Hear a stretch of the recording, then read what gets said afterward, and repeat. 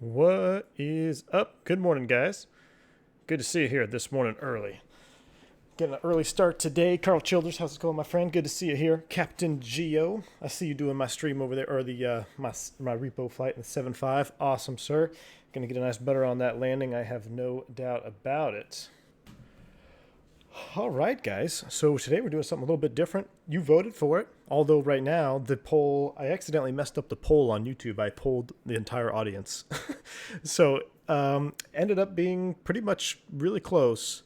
But by the time I scheduled the stream, the props were winning by, I think, 2%. So we're going to do a little prop flying today. We're sitting in front of the lovely Carenado PA31 in Hayward, California. We're going to make a quick run up to Ukiah Municipal. This is a cool route for me because I used to do this when I was just getting started out in aviation. This was my flight that I would do. So we're going to relive that this morning. Hope you guys are ready. Should be nice, relaxed. Get to talk a little bit about piston flying. It'll be good to refresh my memory too and how to just get back to the old hand flying. After that 767 flight yesterday, I quickly realized that some of just my regular hand flying skills were not as sharp as I would like them to be. So, all right. Simone Tomba, how's it going, man? Hey, V1. How's it going, my friend? All right, so here we're going to hop into the aircraft here. Normally we would do a little pre-flight. So we'll walk around here. We see that the airplane is chalked. Make sure the lights are in good working order. Come all the way back around. She looks good to me. This is custom Ameriflight livery I did. I'll probably put a link for it up in maybe on the X-Plane page or whatever, X-Plane forums for this little Ameriflight livery here. But this is the same exact PA31 I used to fly. So exterior looks good. Let's go ahead and remove some of the static elements here. And we'll hop into the front here. We'll go ahead and close the baggage door, luggage door, and passenger door. First thing we want to do now is go ahead and get our battery switch on. So we'll come down here, get the, battery switch is on. Let's go ahead and turn our nav lights on. So that's not the correct one. Position light. So position has two switches, position and recognition. If I turn the position light on this airplane, it coincidentally turns the beacon on as well. Make sure I didn't mess anything up here. Anti-collision should be off.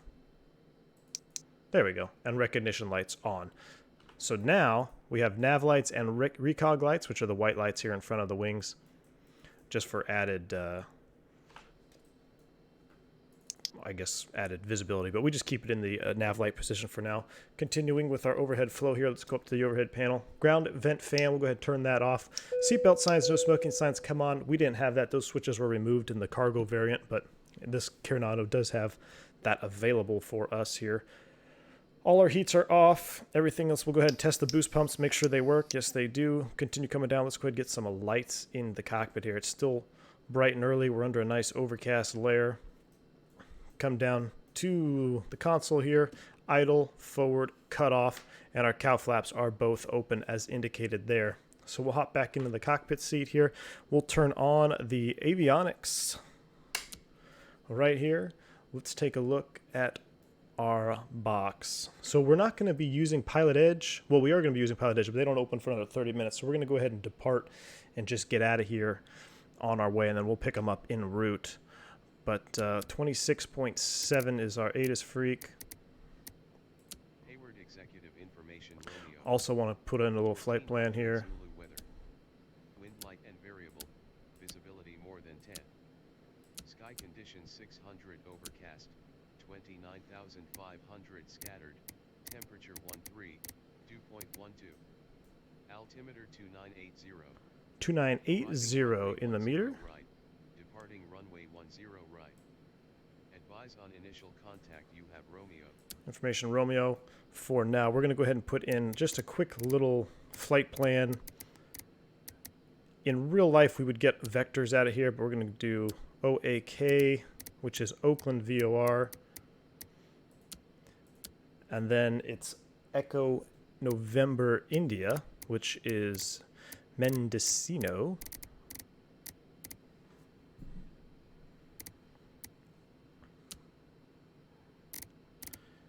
ENI, get that set up there. Now, typically you want to do this pretty quickly because you're draining battery power. And then we'll put in Ukiah, which is Kilo Uniform Kilo India. All right, we'll go ahead and turn that back off, and avionics are off. We're going to go idle. Let's go rich on the mixtures here. We're going to turn our fuel pumps on. Gets primed up. And what we're looking for is these fuel flow gauges here to climb up. That indicates that we're getting a nice fuel to the engines, ready, primed, and ready to roll. All right. We're still idle forward cut off across the board. Props are clear. Aircraft is closed up. The beacon light is on now. And what we'll do is get our magnetos on. 1, 2, 3, 4. Crack the throttles about 1 inch. And then I'm going to cheat a little bit with the mixture about 1/4 of an inch. And then we're going to go ahead and press the starter to right. There she goes. As it comes online, go ahead and move that mixture all the way forward, and then I'm going to set my RPM for 1000, and we'll do the same for the left side. Make sure our parking brake is set. Yeah, it was.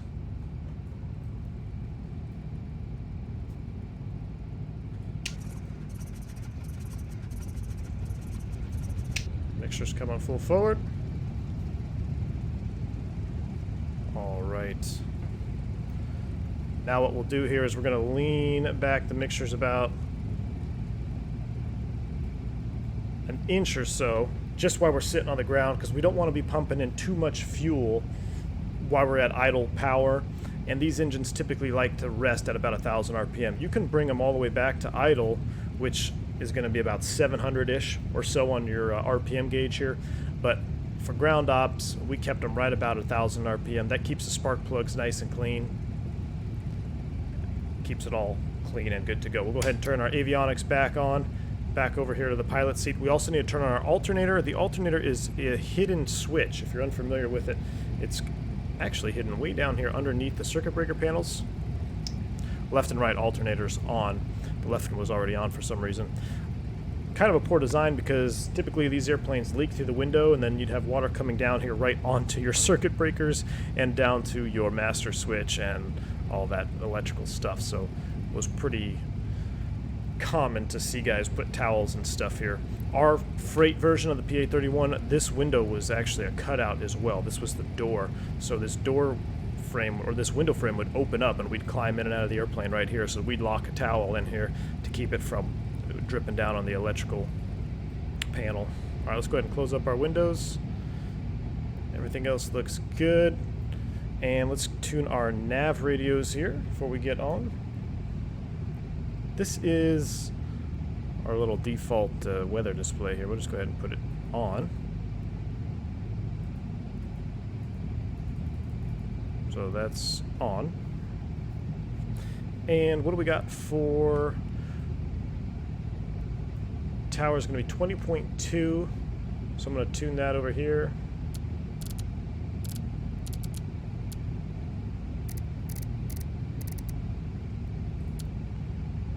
And then we'll look at the map here. We're going to be going directly to Oakland out of here, which is 116.8. Oops. On the nav 1. So we'll go down to a nav 1, which is here. Now I got to remember, you know what? I also want to set a view for this radio stack here. So hold on. They come right in here nice and close. I'm going to set a view right here. Perfect. So for switching to a VLOC 1, we need to press, is it the cursor key? Nope, that's the power button. That switches freaks. There we go. There's the cursor. It took me a minute to figure out. You press this button in, we can now highlight our VLOC down here. And we're going to tune 16.8. It's been a while since I've used these radios. There we go. Now we've got Oakland radial and distance from there. After we hit Oakland, we're pretty much going to go, our flight plan is direct to ENI, so we are going to be in GPS nav. So I'm going to go ahead and center up the CDI needle inside airspace and have that as out of base. We are aware of that. We're squawking 1200. We're going to put that on altitude, even though we're going to be taking off in IFR. So what we should probably do is squawk 2000. All right. That looks good. We're going to head taxi on down to the run-up pad. We'll do a quick run-up, and then we'll get out of here. So, brakes coming off. Taxi light on. Let me see if this one's bound. So that's bound to anti-collision. That's interesting. All bound to anti-collision. I was just checking. There we go. All right, we're rolling. We've got half tanks of fuel. That looks good. So this airplane, very much so, you use differential thrust on the ground to turn a left and right, as well as differential braking. The nose wheel actually has a castering ability. If you turn it too far, it will go free caster mode, and then the airplane will do 360s on the ground, and that's not very fun. So I believe the ATIS said they were taking off 10s. Very rare to take off 10, but we'll go ahead and take off 10. What was the ATIS again?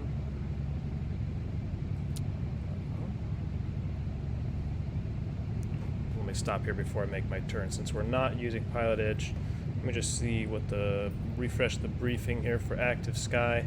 Winds 150 at 3.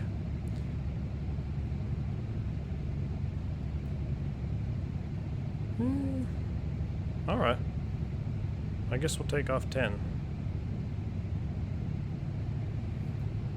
We'll taxi on down there. Atlanta 75 Flyer says you shouldn't fly the FedEx, or you shouldn't fly the FedEx. That's a Caravan. I think that is the coolest cargo plane ever. Yeah, man, I used to see those guys all the time. As we're in the turn here, is make sure our turn coordinator is working, the ball slips outside of the turn, and that your wings are reflecting appropriately. So if you turn left, they bank left. If you turn right, they bank right. Make sure that's working. Slip skid indicator and all that good stuff. Yeah, the FedEx Cessna Caravan guys, I actually knew a couple of them. I think there were several different companies flew them. But yeah, we'd meet up often in Ukiah, which I would see the Caravan feeder down there for FedEx in Ukiah. Away we go, down to 10 right. It's the longer runway for departure, so we're going to take that one.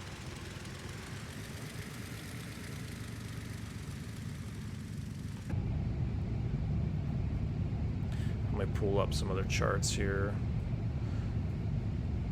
Clearance delivery is 2805. I was hoping they would have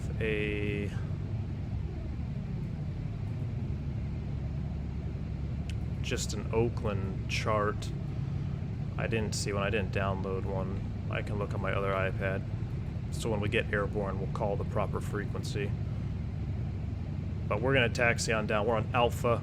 We're going to take Alpha Fox to 10 right. Now, I don't know if this airport got that all the way modeled. I know that was some construction there at the very end that changed that.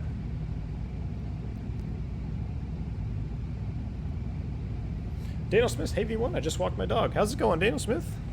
Get the little puppy out for a walk, that's good. I'm going to have to do that here shortly.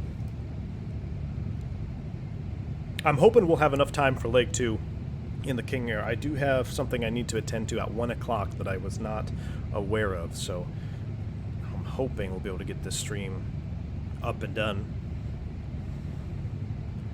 But I just wanted to get back, get in the old PA31 again. I love the sounds in this airplane. I'm normally not a huge fan of Carenado products, but this one, for some reason, it feels right to me. And I know I've mentioned it before. I even did a little PA31 video series on my channel just because I really enjoyed the way this airplane flew in the sim.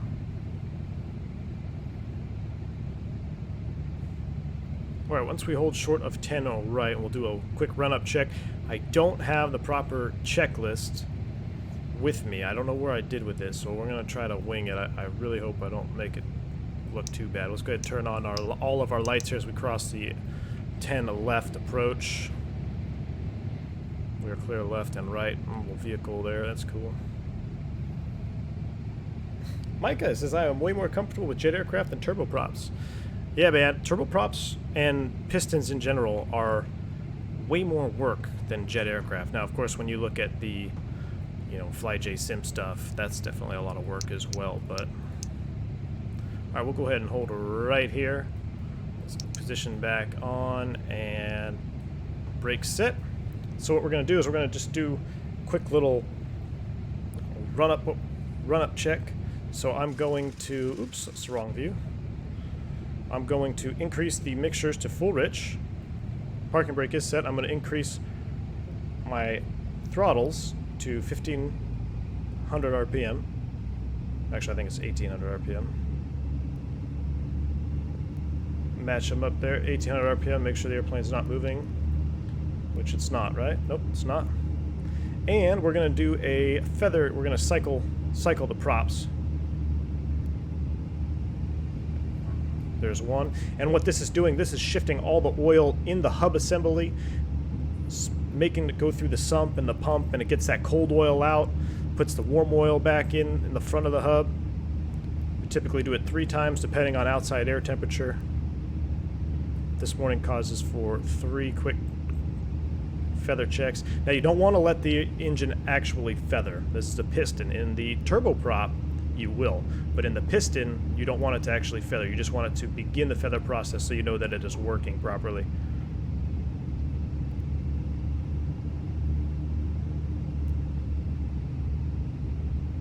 That's 2, and then 1 more. And she comes back up. James says, I love the channel and I subbed. So cool to see airline pilots who sim. Thanks, James. Glad you're liking the content, man. Alright, so our feather, it's not feather check, I can't remember. Just our prop cycle is complete. So now we're going to go ahead and lean the engines back for 1525. Right about there. I know these engines are really funky.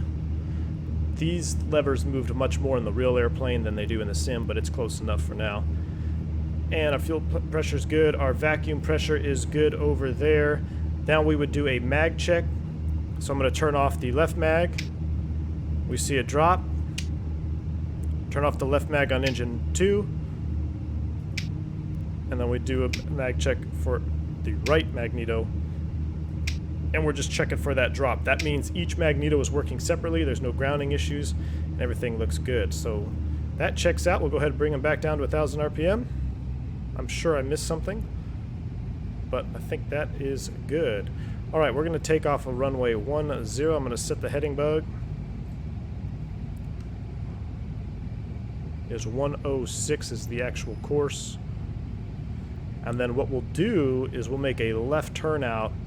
We'll come right back over to Oakland and then off. Now, of course, we would be talking to tower and getting clearance and stuff like that, but we are a little bit short on time today, so we're not going to wait for them. Our trims are set 1, 2, 3. I'm going to go ahead and go cowl flaps to half. And then we'll hop over here and make sure our EGTs are in the green, ready for takeoff. So if you look here on our EGTs, we've got our oil temp is green for engine 2 and engine 1, and our cylinder head temps are in the green, and our oil pressures are just below the green because we're sitting at idle thrust. But everything else looks good, so we are ready to go. Let me just make sure I'm not missing anything here before we get going. So props, always want to make sure you have everything set up before you go. I think we're good. All right, let's light it up and get out of here. Pumps come on for this. Pitot heats left and right. That's one thing I didn't check is, you know, the ampers and loads and stuff like that. This gauge isn't correctly modeled 100%, so I can't do the load checks with the electrical stuff in the run-up. But the pitot heats do draw amps, so that is accurate. All right, brakes released, and let's go. I'm going to use a little bit of track IR for this airplane, so it makes it easier to fly GA aircraft. From checking our flight controls. I can see the elevator moving back there. Perfect.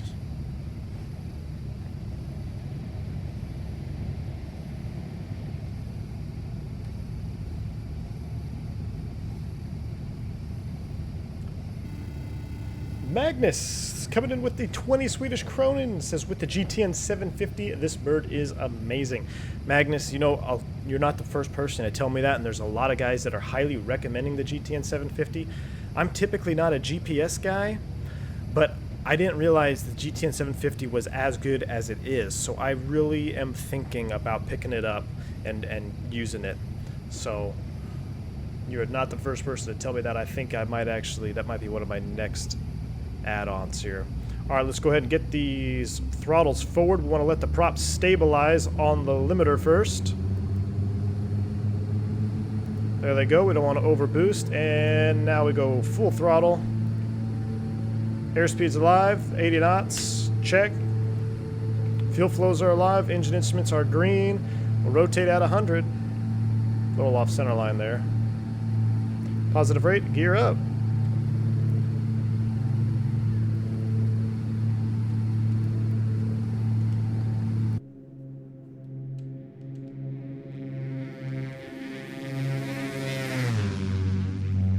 Beautiful. In the clouds we go. All right, I'm going to make a right turn direct to the Oakland VOR. We're at 1,000 feet. I'm going to lower the nose a little bit. About 130 knots in the climb out, what we're looking for. Props come back to 1900. Watch that bank. That definitely got way overbanked there. Wow.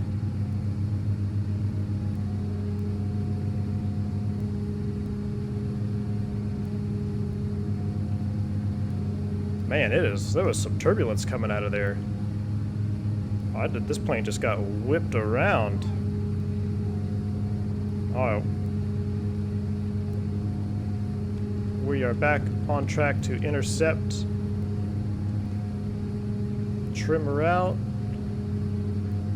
We'll go ahead and kill the pumps. And our tanks are still inboard. We're going to change those here in a little bit. What I want to do here with the GPS, I'm going to go ahead and select direct, enter.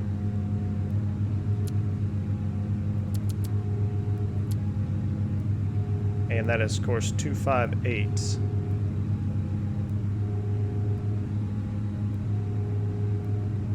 And we're 4 climbing 6,000. A little fast. We must be pretty, you know, I didn't really set the weight and balance. I think I'm a lot lighter than I anticipated.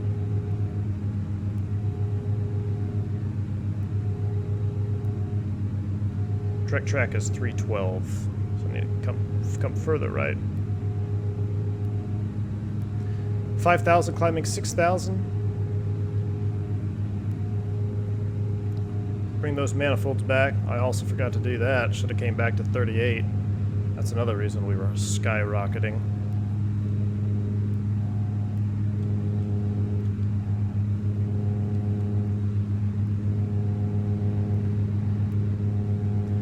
Very typical to have that low marine layer. Props are a little out of sync there. 500 feet to level off. I almost feel like one of my trims. No?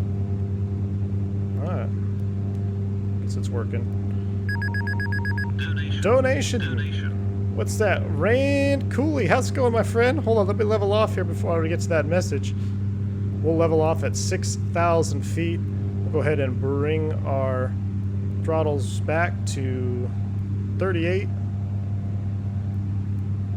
And 20, we'll use 2300. We'll quiet cruise, get the airplane nice and trimmed out. And then what I like about Carenado is this little autopilot thing here. We're gonna go altitude, flight director on, nav mode, little weather reload there. So now it's gonna recapture it a little bit aggressively. That must be a marker volume.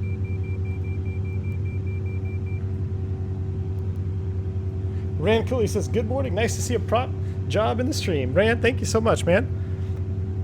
All right, we're level at 6,000 feet. We'll go ahead and get our lights off, do a little cruise flow here. I really should have refreshed my procedures here. I feel a little bit, we're going to bump it up to 35 inches, 23, and we are navving, so I'm going to sync. We got a little bit of a crosswind. So right now our direct track is 315. So let's correct that, and then we'll sync our heading bug so we can see what our wind correction is. Not very much there. Airspeed's picking up nicely. Since we're in level off, we'll go ahead and kill the external lights, and we'll just go nav mode, and anti-collision is on. We want to burn from the externals first, so we can see here the fuel selectors are on the inboard. We need to move them to the outboard. So we're going to go fuel pumps on. Outboard. Outboard. You can hear the airplane hiccup a little bit. And then the left pump off. Verify pressure is holding. Right pump off. Verify our pressure is holding. We are now on the outboard tanks. Things are looking good. I want to sync these props just a tad more.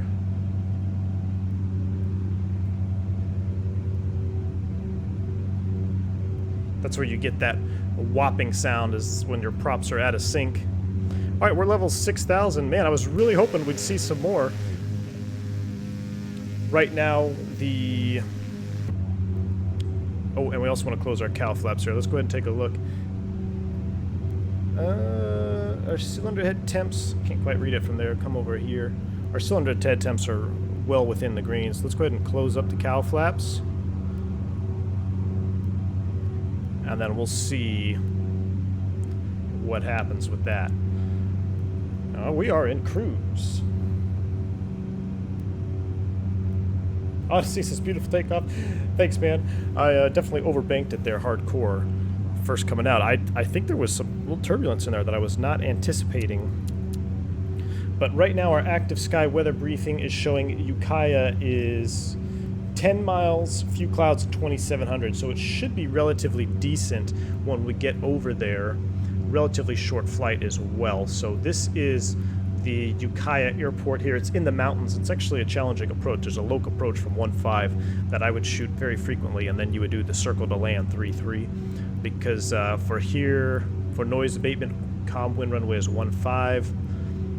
But a lot of times you would have winds out of the, I guess this would be the north, and you would shoot the localizer 1.5 and then do a circle to land 1.3 or 3.3.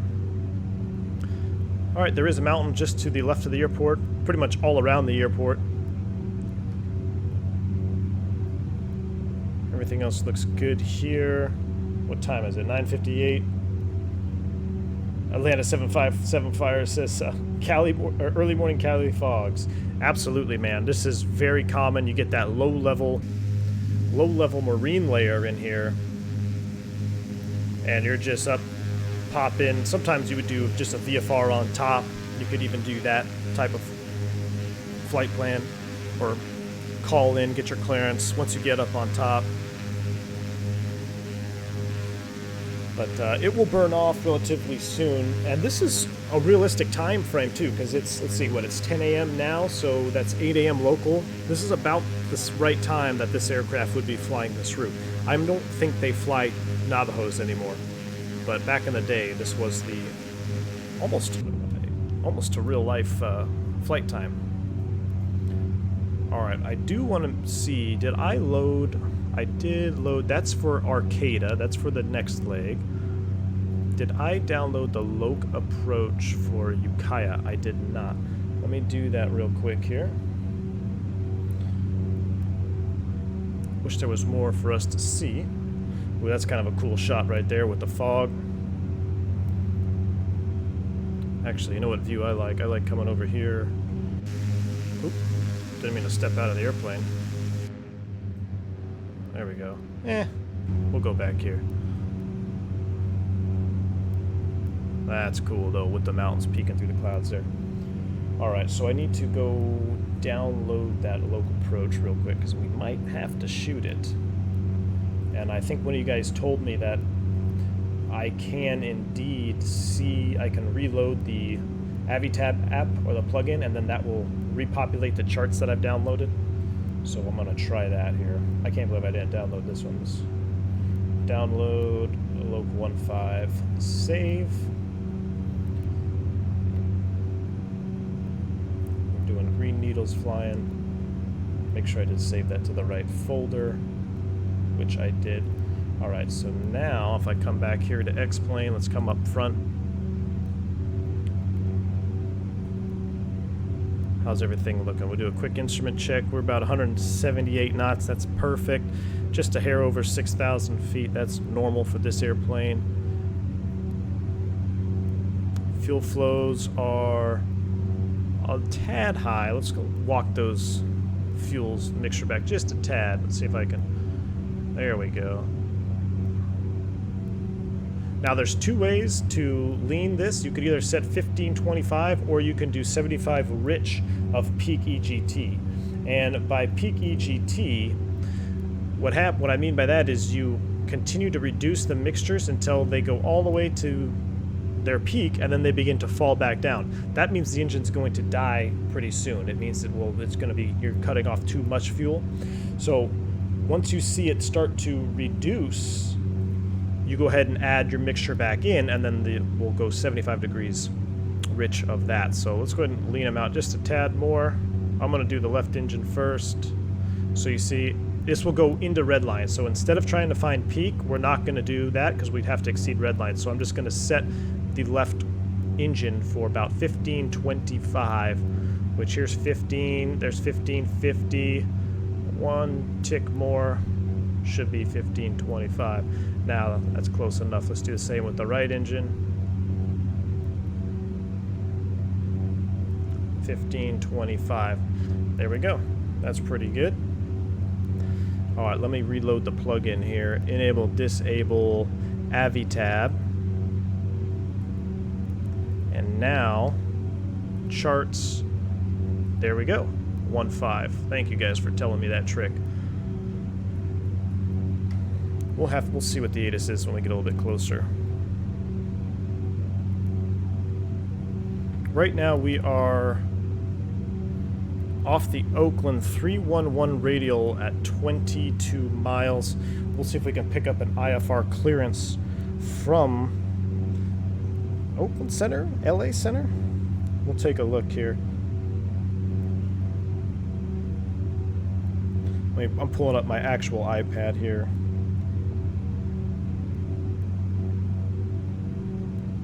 127.8 should be close enough. Maybe he can give us a different frequency after that. Let's put that in column 1.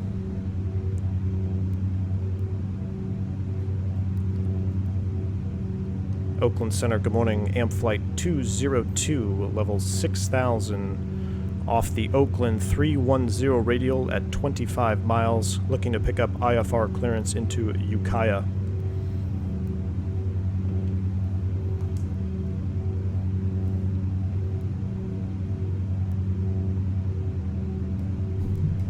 Flight 202, Oakland Center on request.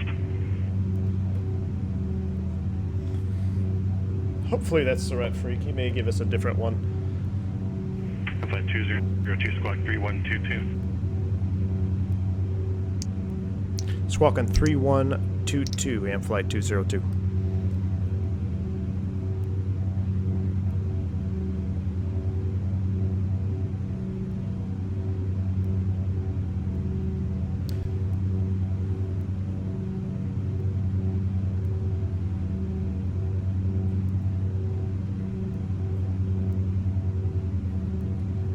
Let's see, can I go map? Nope. I thought I could get terrain on that weather radar there, but Bendix King. And flight 202, ready to contact 28 miles, Travis 3OR, the Center Roosevelt 72984, clear to the Ukiah Airport is filed maintenance. Kind of broke up there, but I think we got most of it. We are cleared to Ukiah Airport as filed, maintained 6,000 for flight 202. Flight 202, read back. All right, so we got our radar contact. So what I want to do now is I want to change our flight plan briefly. So we're at ENI, then after ENI, we're technically filed to Kern intersection. So I'm going to throw that in there. Kilo Echo Alpha Romeo, which is the NDB, Kern, accept, and Ukiah. There we go. So now we are looking good. About 63 miles away. We're level 6,000 feet. Do a flyby view here.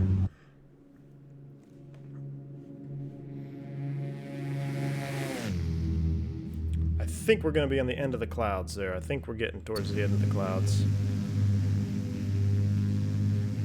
I think that's the end of the cloud bank over there.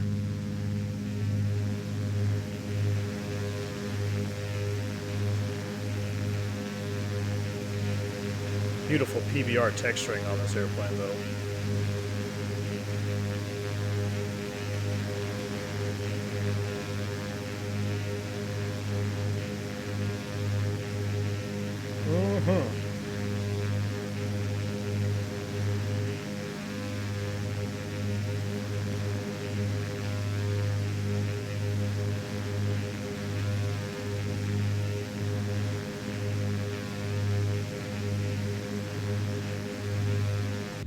Alright, so now that we're stable up in cruise, we'd probably call back to our company and we'd say, hey, we took off at this time, write it in the logbook, then we would do our trends check. So we would come over here, we would write down everything that we see from our EGTs to our fuel flows, making sure that everything is trending in the right direction, everything is in the green. That way, if something starts to go wrong, you can look at the logbook history and see if it started trending in the wrong direction. This altimeter over here is off. This is, this needs to be set to 29er. I think he said 8.3. About 100 feet off, but this one shows 50 feet off. I'll stay with that for now. Hey, we're finally getting towards the end of the clouds, it looks like.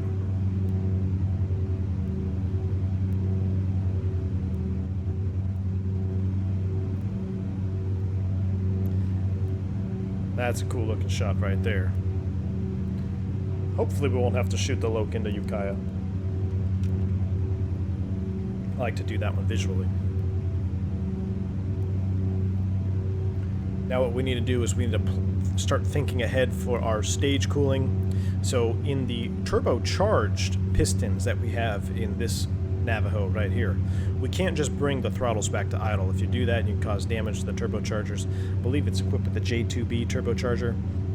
And I go over that in detail in my piston series. But essentially what we need to do is until we reach 20 inches of manifold pressure, we have to incrementally reduce our manifold pressure 2 inches every 2 minutes. That way the engine gets adequate time to cool and you don't have any problems with it seizing up or any mechanical damage inside the engine itself. So we're at 6,000 feet. Ukiah is not that high off the ground. Let's take a look here. Man, these mountains that looks real right there. Let's take a look. Field elevation is 614 feet, so I know, I'm trying to remember, it was 1,600 foot was the traffic pattern altitude for Ukiah.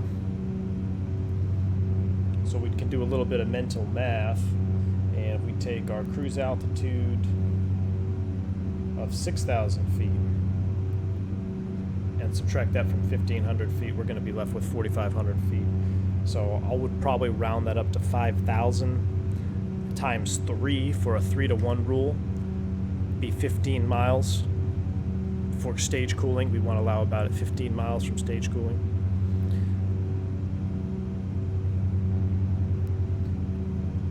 Dimitri in the house. How's it going, my friend? Greetings from Vancouver, Captain. I didn't see your message up there. Dimitri, good to see you, man. Good to see you here. We're just doing a little chill stream this morning. Do a little prop flying. I do want to get us back in the 319 here soon, but I felt it was time to show the props some love. That's pretty cool right there with the clouds.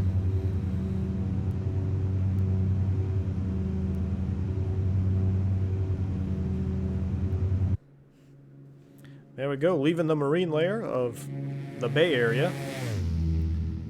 Now we're in that scattered, overcast.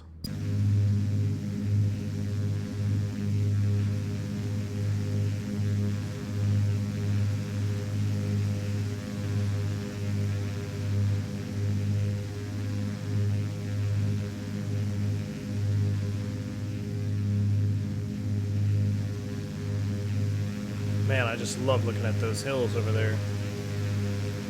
That ortho is nice. Beautiful golf course down there.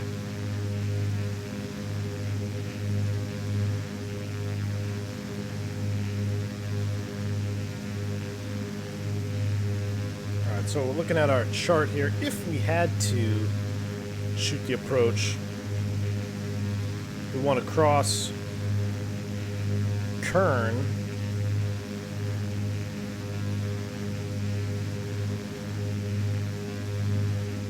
at or above 6 on our outbound turn, then we turn back inbound. So we're pretty good. We're pretty squared away. We're fouled relatively low on this flight. A little bit of turbulence there, I see.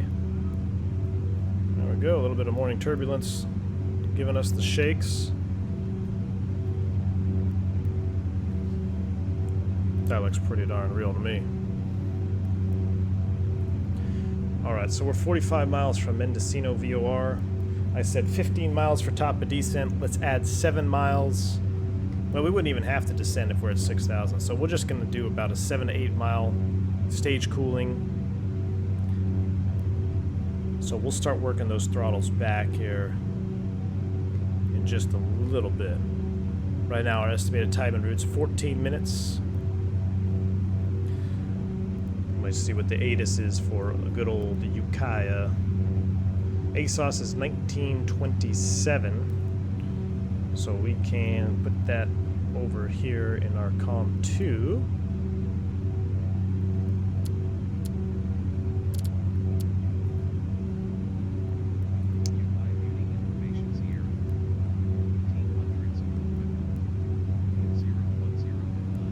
At 9. 2600 few. We may have to start the approach to get down below it. 2983, landing 15. Cool.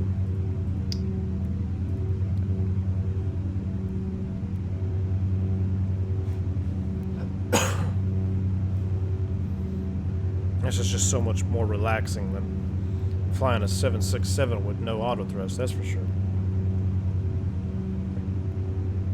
I see a VFR target down there flying around. Somebody's flying around down there.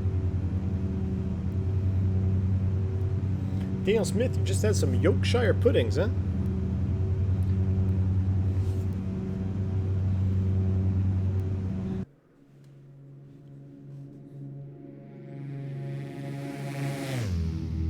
Beautiful. Looks like we're clearing out of the clouds there. Man, it's a little bit bumpy.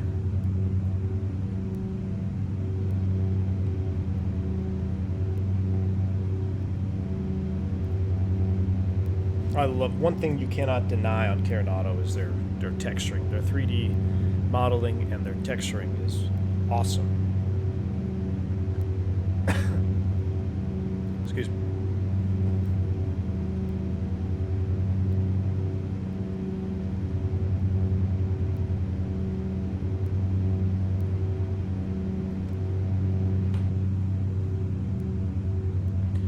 Alright, there's 37 miles from Mendocino. I think we're going to be visual, though, guys. I think we're going to be visual. I'm not seeing too many clouds right now.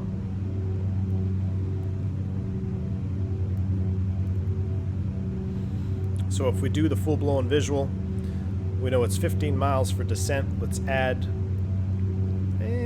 5 miles to that. 20 plus 7 miles for stage cooling, be about 27 miles is when we're going to start our stage cooling process. IMDimitri says, I got some great memes out of the stream yesterday.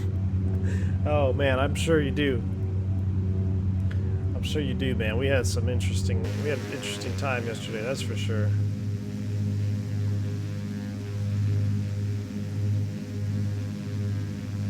I gotta make that Hoover vacuum. I'm gonna make that Hoover vacuum emoji here pretty soon.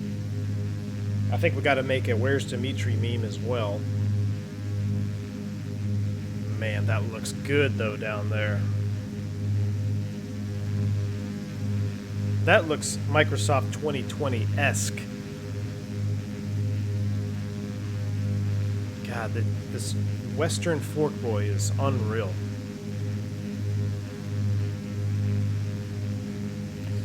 Atlanta 757 flyer, not much further, man. We're about 30 miles from our destination. So probably about 10 minutes. Mike asked, what do you use for the clouds? I am using X-Vision. For the clouds? Or what am I using for the clouds? Oh, I'm using Active Sky. They're Active Sky clouds. I am using Real View and X-Vision, yes.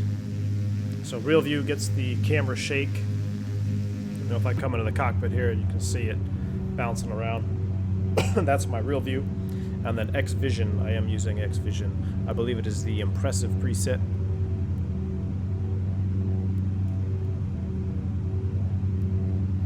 All right, 31 miles, about another 10 miles or so, and we're going to start stage cooling the engines. Oh, and the ejector seat emoji. That's right. I got to write these down. So we've got the eject seat, Hoover Vacuum and Where's Waldo, aka Where's Dimitri.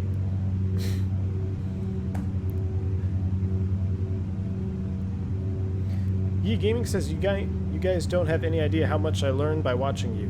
Man, that's appreciated, man. I'm glad you're learning. That's what I'm up here for. Sharing my passion for flight and hopefully being able to teach you guys a little bit at the same time.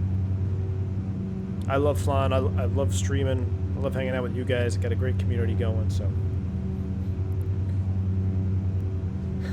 Dougal is here. How's it going, Dougal? But on his phone in the back seat. All right, so you're back here, Dougal. Let's see. Where you at, Dougal? Back here somewhere. Wow, I didn't even realize they have this. Is this a load manifest?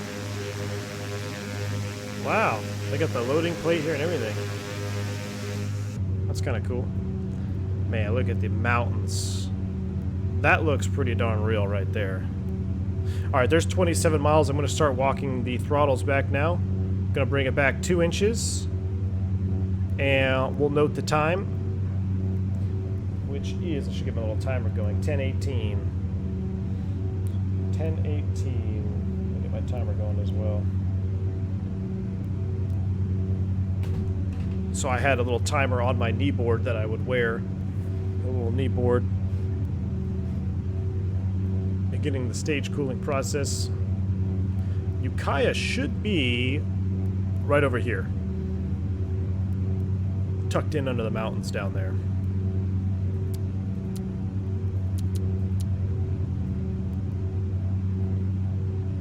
Man, it is getting bumpy.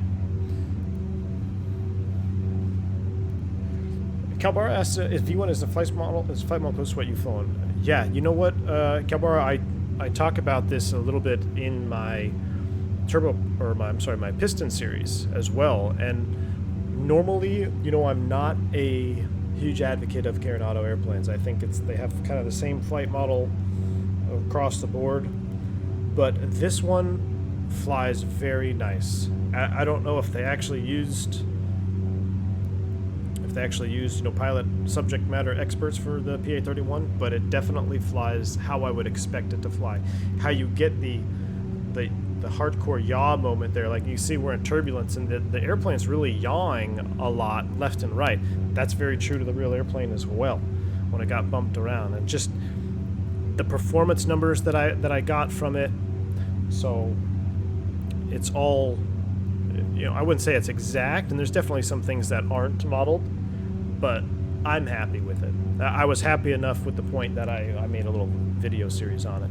So, okay, there comes 2 minutes. We're going to stop, reset the timer. I'm going to bring it back to 30 inches now, and start the timer again.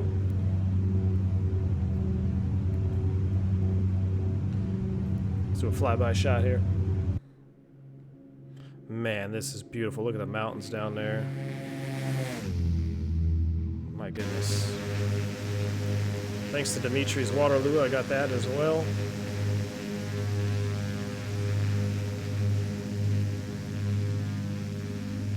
Nothing like some Pacific Northwest, even though we're not taking the Pacific Northwest yet, but just that Northwest Coast VFR flying, man. It is beautiful up here. B Aviation says, what do I think about Project Fly? I like Project Fly. I got a fleet of airplanes on there. We have repo guys flying. I know Gio's doing a repo flight right now. Project Fly is a nice little addition to the simulator. I enjoy it. Amit Kumar says, what do I think about the Microsoft Flight Sim? I'm excited. We'll see what happens, man. They've promised so much now. I don't want to overhype myself and be disappointed, but if they deliver on half the stuff that they've promised, I still think it's going to be a whole new. It's going to be a new ballpark. It's a new ball game, I should say, in flight simulation. So I'm excited for it. I'm excited to see what, you know, when we get our hands on it. Like, we can hype it up all we want, but I want to see what kind of airplanes are going to be in it, what kind of level of modeling they have with the airplanes. I know PMDG is going to be doing some stuff over there, so that's awesome. But we'll see. We'll see, my friend. Dimitri says, V1, I've been flying the LES Saab 340. Talking about a steady level of turboprop. Man, Dimitri, I've been wanting to get that plane for so long. 2025 when you have your weather and approach request. And Flight 202, we do have the current weather at Ukiah, and we can actually see the field off our nose there. We'd like to go ahead and cancel and go VFR. And Flight 202, for cancellation received, squawk, frequency change approved, good flight. Squawk VFR, frequency change approved with Flight 202, see it. Alright, so we've got that. We're going to go ahead and pull up the CTAF 123.0. So, Dimitri, I really wanted to get the Saab 340. Oop, I forgot to pull it back 2 inches. There we go, 2 inches, and start the timer again.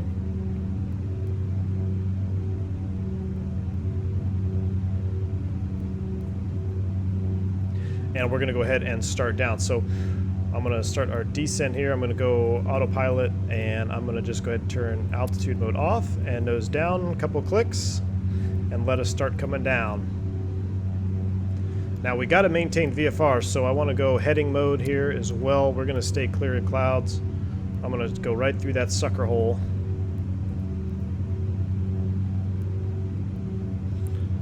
Ukiah traffic, AM flight 202, 12 miles to the south inbound for a straight in runway 15 Ukiah.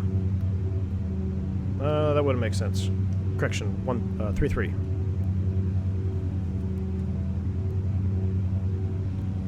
So I've heard good things about it. The only reason I didn't get it was because of its age. I know it's older than, you know, it's pretty darn old, but I did really want to purchase it. I've got a friend that has it as well. He loves it. Oh man, we might get trapped. Alright, so this is a no good. Don't want to be doing this in real life. Just a little scud running here with the clouds. Got to maintain VFR at all times, and we are not doing that. So this is a lesson in scud running, which is illegal. Don't do it. I've got us descending now 2,000 feet. Watch our speed there. We should be okay. We're just going to duck below this here. And we've got Ukiah off our right. So we go ahead and ease our descent rate up now. And we'll go ahead and make a right turn. Let's get away from these mountains. Ukiah's just over here. I'm going to go ahead and turn everything off here in just a moment and start hand flying. Matter of fact, let's go ahead and do that now.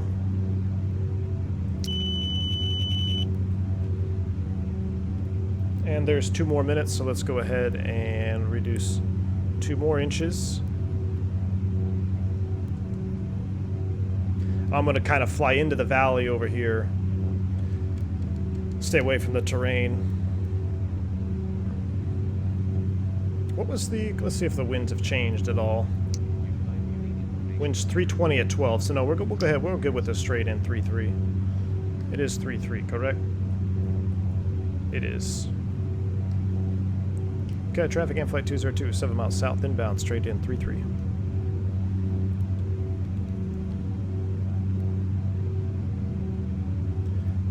Shallow off that descent here just a little bit.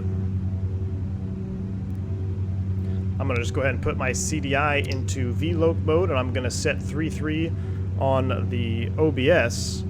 That way I have just a reference of the runway in relation to my aircraft. So I got 3-3 set right there.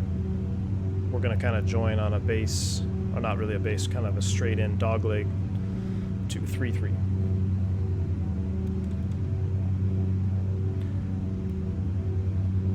And there comes 2 more minutes, so we go ahead and bring it back to 25 inches, just thereabout. We'll reset the clock. So you could see where if you don't plan your stage cooling, you could get yourself in a pickle, because we're only about 6 miles from the airport and we're still at 25 inches.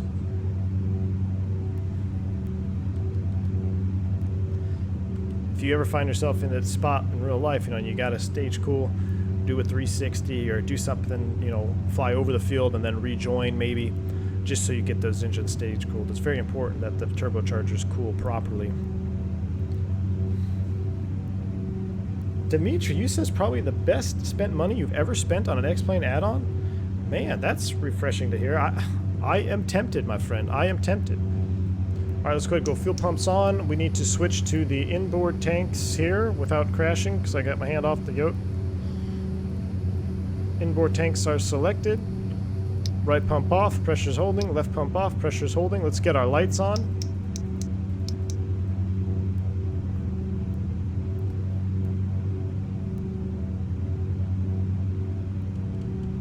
Man, it is bumpy. This airplane is just bumping around. All right, there's 2 minutes. Let's go 2 more inches. And I'm gonna level at 1,600. We may, let's see, well, we got about another 30 seconds. What I'm gonna do, guys, I'm gonna make a quick 360 here just to make sure our engines are nice and stage cooled before we go to idle. So we're southeast of the airport. There's no traffic around here. We're just going to make a nice level 360 at pattern altitude southeast of the airport there. We've got about another minute, and then we are free to bring the throttles to idle.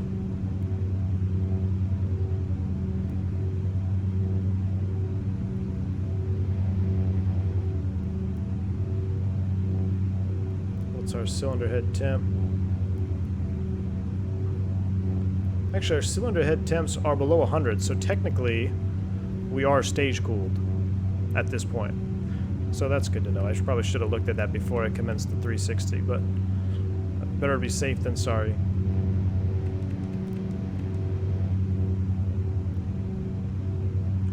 Alright, so we are stage cooled. I'm going to go ahead and bring the thrust levers back to idle. Not quite idle. We want about 120. Bring those props up about 2,300 RPM or so. Typically we leave them where they were for cruise. And then on touchdown we go props down or props full forward right after touchdown. Alright. Ukiah traffic at flight 202 is on about a 3 mile straight in 33 Ukiah.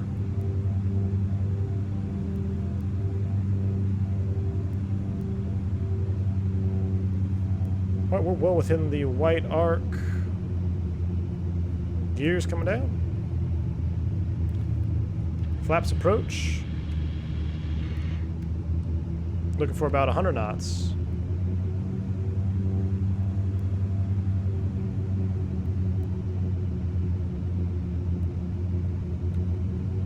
Man, it is bumpy. I was not expecting this kind of turbulence this morning.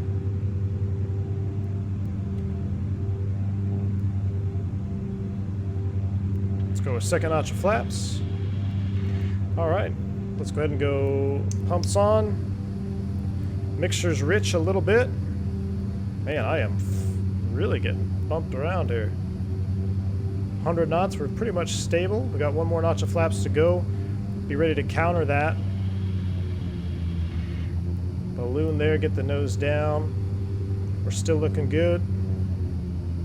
A little bit slow. It's easy to get slow with full flaps, especially in the Chieftain. They really drag you out.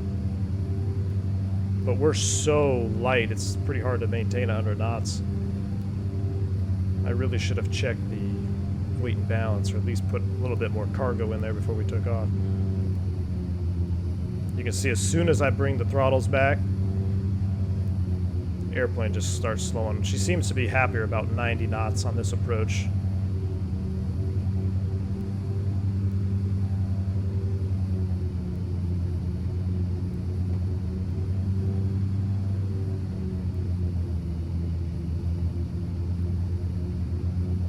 Close them out.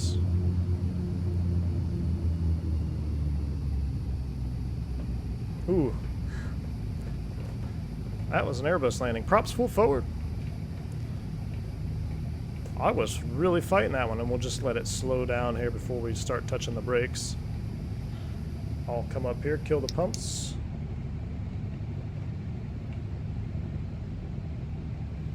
Man, that was a much more intense approach than I was anticipating here.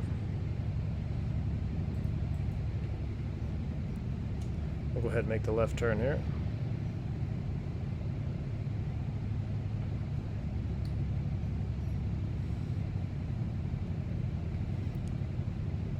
Ooh, that's a nice little private jet right there. 526 Charlie X-ray, yes sir. Ukiah traffic, and flight 202, clear runway 33. All right, we are clear of 33. We'll taxi on down to the ramp here. Let's do our after landing flow. Let's get our lights off. Pumps are off. Heat's coming off. Flaps up. Transponder standby. And cow flaps open.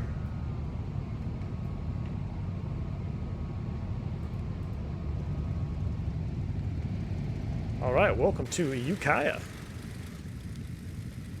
We'll go ahead and flip it around right here next to this Baron. Actually, I'll go ahead and park it down where I used to park. We used to park way down here where the FedEx cargo was. So we'll run it down there.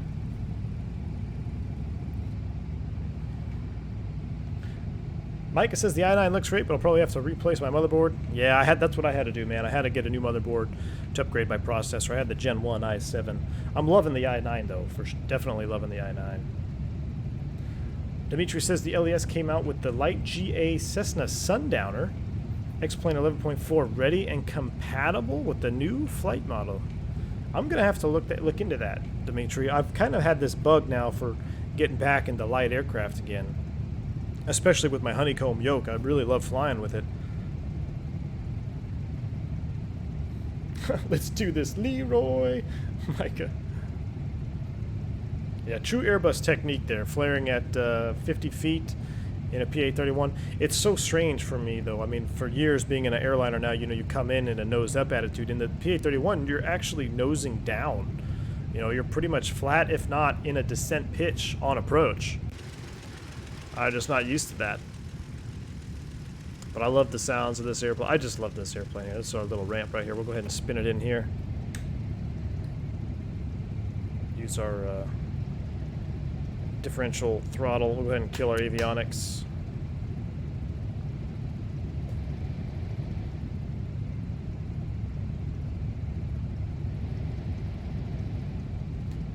And this plane can turn tight if you want it to. Perfect. Alright, now we'll go ahead and set the parking brake. Get them up to about 1,000 RPM. Batteries off. Alternators off. And idle cutoff. Listen to that shutdown sound. That is really nice. Taxi lights off. Anti-collision comes off. Magnetos come off. Idle forward cutoff. Those are open. And battery switch off. Sweet. All right, let's take a quick look at that replay. I'm going to go ahead and disable the real view and also disconnect from Pilot Edge. Disconnected. Let's take a look at that quick replay here. I want to see that landing. I definitely was, I wouldn't say unstable, but I mean, I was working for it. I was working for it. Look at that nose down pitch. I mean, and that's kind of the technique, you know, I forgot. Going flaps full in the Chieftain, you really didn't go flaps full until you were pretty darn close to the end of the runway, just because it was so much drag. But look at that descent pitch. She really wants to fly. I probably should have slowed her up more.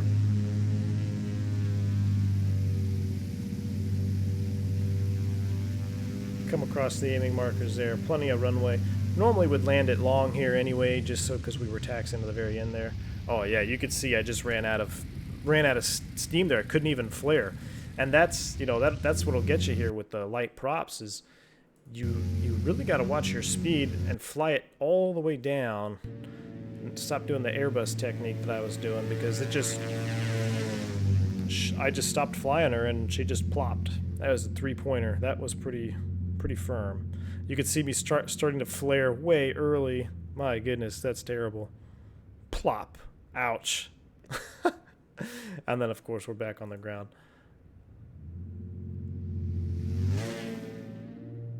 Let's watch it from the tower, and then we'll go ahead and get King Air fired up.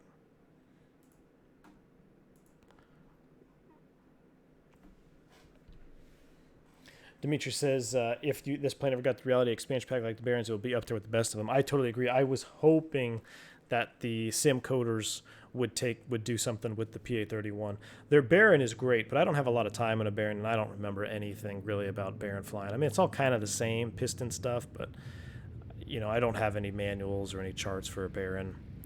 But I do have their sim coders Baron. I think it is pretty darn sweet. Ugu77 says, what do you think about doing a stream with the TBM 900? I will do one in the TBM 900. I'm just not a huge fan of G1000. I've got a lot of time with the G1000. I'm just not a huge fan of it because it's But the TBM is fantastic, so we're definitely going to do a stream in the TBM. Don't worry. We will. All right, let's go ahead and switch into the King Air now. So what time is it? 10:30? Perfect. We got time. We'll go ahead and start a new flight. We're going to load up the King Air 350 out of Ukiah. And we're going to take it from right here where we parked. It even says FedEx there. That's pretty cool. FedEx and start new. You'll end your current flight. Perfect. Start new. Romulus says the honeycomb has me flying much more GA. Romulus, I know, man. That's the thing. And how about your pitch sensitivity, though? Is your pitch a little bit more a little bit more stiff than you anticipated? Because mine definitely is. Captain Geo coming in with a $2 super chat. He says, okay, sir, approach to Banger was low viz, and got a butter. Awesome, Geo. Definitely better than what I just pulled out of the hat here in... whoa. Okay. We're going to move over a little bit. That's a little bit not cool.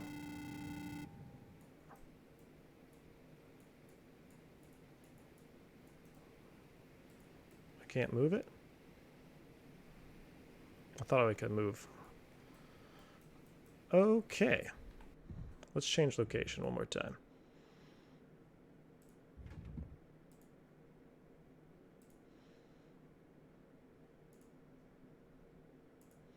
How about apron 5? How does that sound?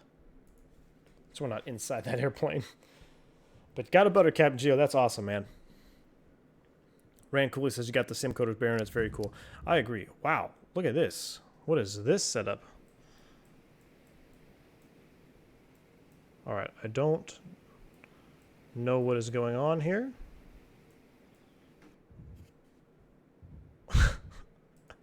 What is going on with this? We don't have any AI aircraft, right? No. All right.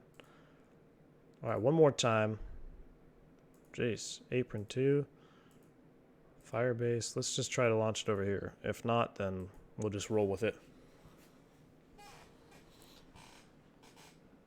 202 from Landing Rate Plugin and 99 from Project Fly. Awesome, dude. That's awesome. All right. Well, we're stuck inside of a Piaggio, it looks like, but we'll deal with it. So let's go ahead and get this thing fired up. Let me make sure I have my King Air profile selected. I do.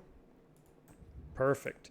We aren't going to do Pilot Edge. I was going to do Pilot Edge over there, but because it's just going to be real quick, and there's really no frequencies, we're just going to go direct, and then we'll shoot the approach in there. So we won't use Pilot Edge on the way out of here. We're going to set active for Project Fly, and we're going to hit Fly now. That is done, so we'll repopulate the stream setting up there, and let's go ahead and get our King Air set up. So we'll go ahead and remove static wicks there. I'm going to move the yoke here for a minute. We'll come outside, and since we can't, I don't know what's going on, we'll just do this. We'll get rid of that. We'll get rid of the chocks, and we'll get rid of that. Let's go ahead and look at the weight and balance. Let's go ahead and get a little bit more gas. Let's go 660 and 660. Well, that's 666. That's bad luck. Let's do 588. 588. Nothing in the aux tanks. And load preset. Let's go half. Oh no, let's go quarter. That's not. I thought it was for cargo loading. About 600 aside, and then There we go. Weight load, 3/4. Everything looks good there. Pounds. And apply. Perfect. We're within the CG limits. Everything looks good there.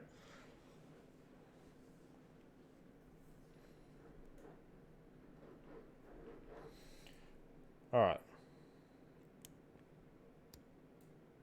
Let's go ahead and get this puppy fired up. First thing, got to open up the windows because it sounds amazing. Battery switch comes on. We'll go ahead and clear the cautions. And I'm going to go ahead and turn on the avionics real quick here. Get this fired up so I can load the box. And you know what we can do? Instead of trying to be extra quick, let's hook up the ground power. Ground power connected and external power on.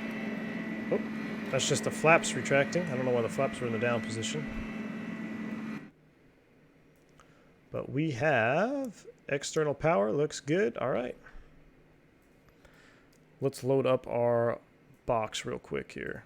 I hate using this default FMC, but hey, we got to do what we got to do, right? Ukiah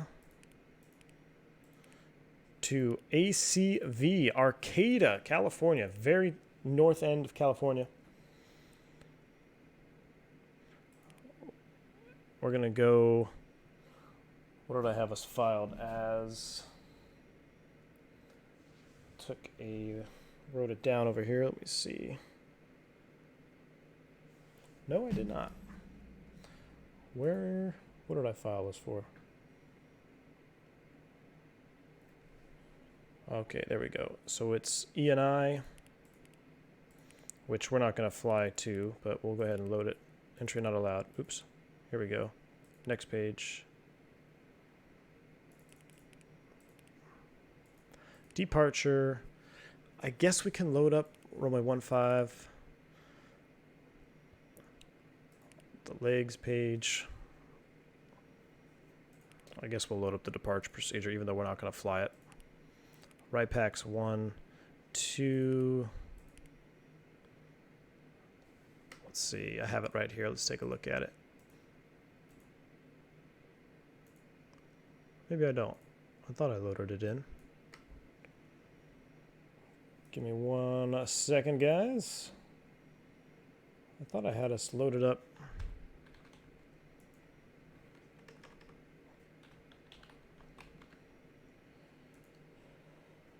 So we gotta do...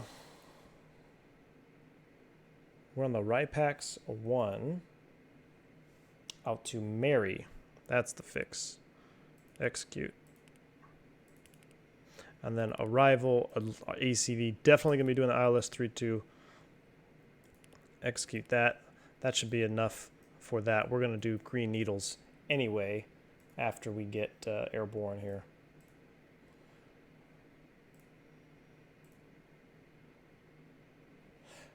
All right, I think that is what we need. We'll get everything else fired up here once we get the engines running. So we'll go ahead and turn off the avionics master switch. And I'm going to turn off the external power. I want to do a battery start just because it's more fun. And here we go. Idle, forward cutoff. Make sure our beacon light is on. Our nav lights are on. We don't need the ice lights. Everything else is off down there. Prop area is clear except for the Piaggio that we're sitting inside. And what we're going to do is go ahead and start engine 2. Those igniters firing off. Gotta love it. Looking for about 12%. Now I think on the 350, I thought I saw that you actually let the RPM go all the way up to max motoring. So we can do that here. About 20%. And fuel. There's our light off, ITT rise. Looking for 50%. There's 50% starter cutout. Inverter on. ITT rollback. And generator 2 reset on. Now we'll go ahead and bring engine 2 into high idle. Make sure our brakes are set, which they're not. Brakes are set now. Engine 2 is stabilized. Let's go ahead and crank up engine number 1.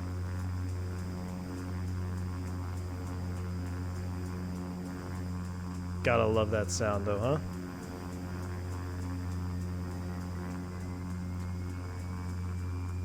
That is straight juice.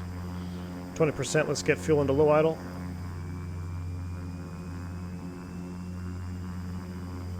Looking for 50%.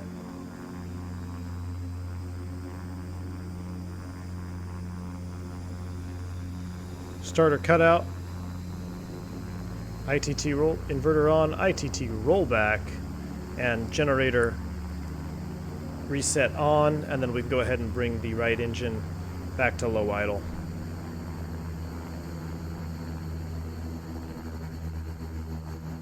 Oh my gosh, I love those prop sounds. Avionics master switch can come on. Let's go ahead and close up the windows here while we finish our pre-flight. Avionics master switch can come on. We'll go ahead and turn on our radio stacks.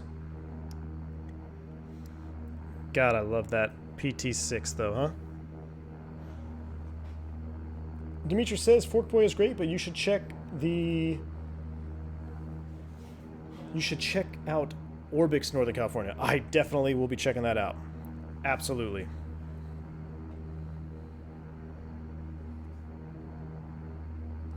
Alright, did you sort out the feathering issue I had with this bird?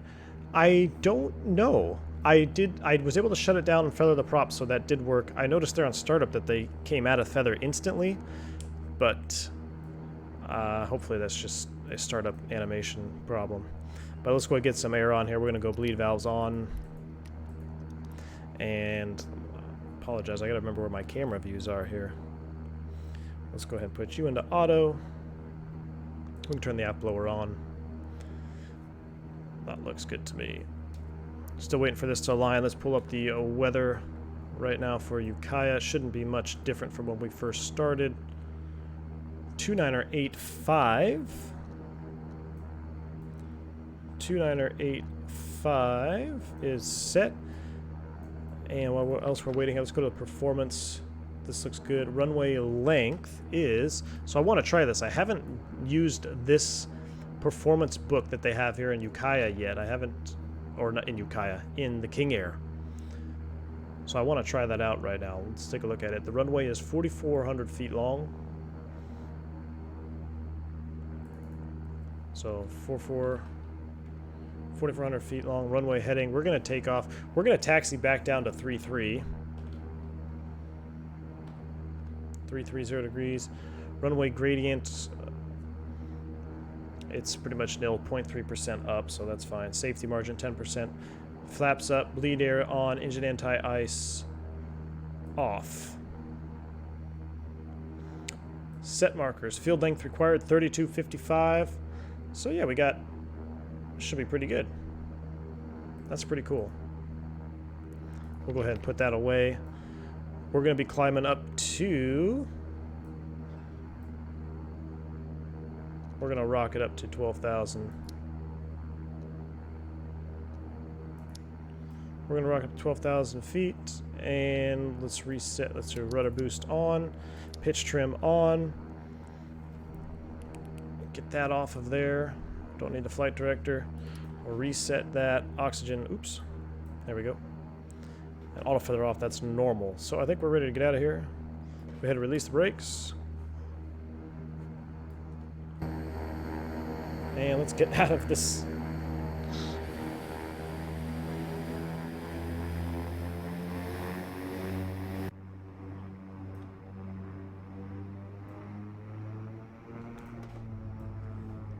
I had to get out of that airplane there.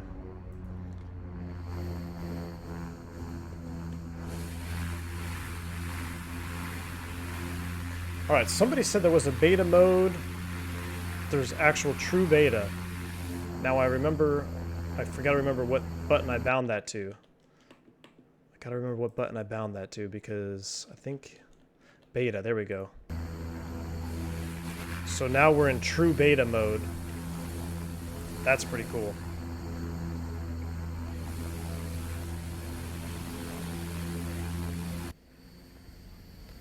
That is a thing of beauty right there. Oops.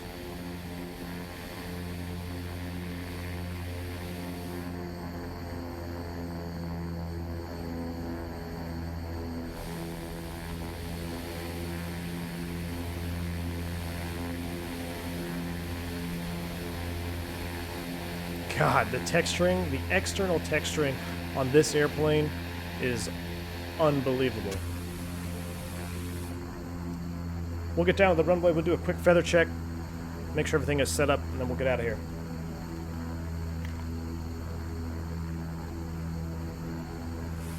Couple of C90s there off the right-hand side. Ooh, with the Dojet there. Check out that Dornier Dojet on the right side, that's pretty cool.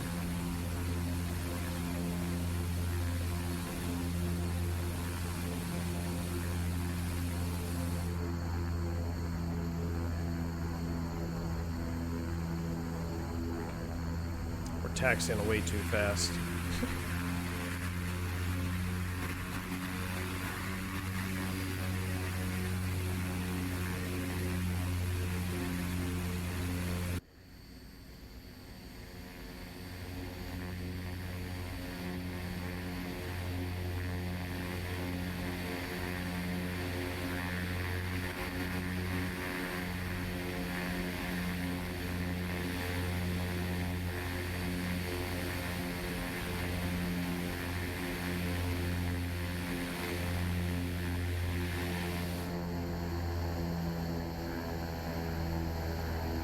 Sweet.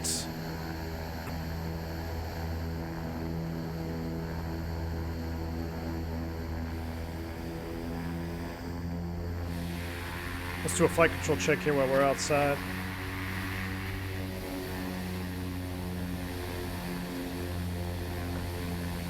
Beautiful.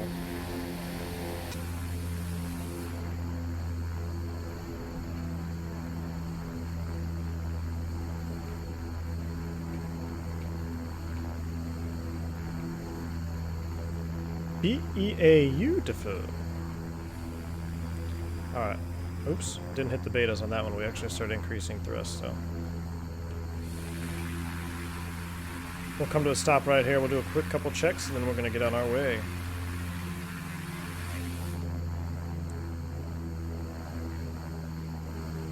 Brakes set, and taxi light come off. Oop, it was never on in the first place. I should have had that on when we were moving out. We'll turn the tail flood on. And let's go ahead and close left and right. And I want to set this to our CDI. I want to change our CDI to a GPS. Gotta remember where's my, there we go. Oh, there we go. Perfect. And since it's visual, we're not going to go back to, let's not go back to Ukiah. Let's just go direct to Ripax. Execute. Why is that showing behind us? It should be, gotta flip that course around.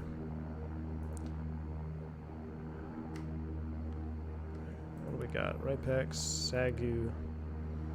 Let's go one more. Let's go direct. Workman. Execute. There we go. Now we're flipping the right way. Bayet Mary. It's just going to be a for reference because we're going to be VFR out of here anyway. All right, everything else looks good. We're at 1200 on altitude.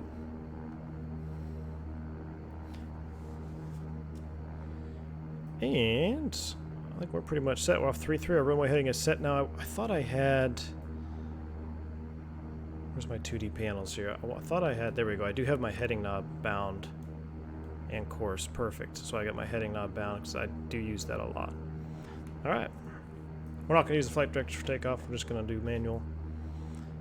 And if I remember how to do a feather check here, so a quick feather check. We're going to bring up the torque. I know it's in the checklist. I could probably look it up, but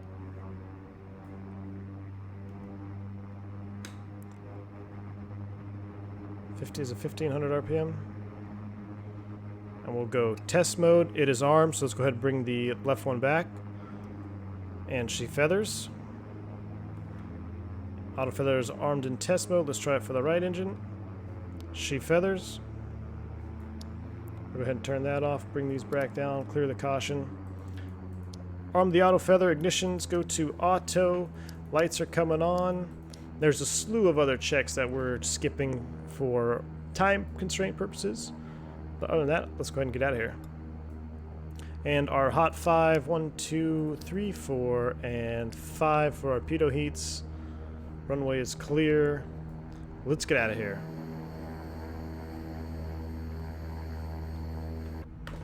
As I go off the taxiway.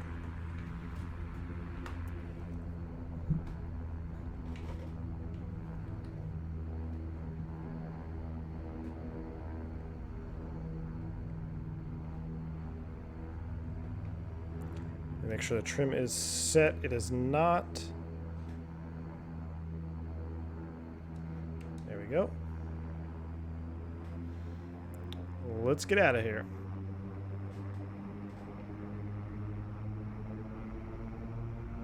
It'll be ITT limited on this takeoff.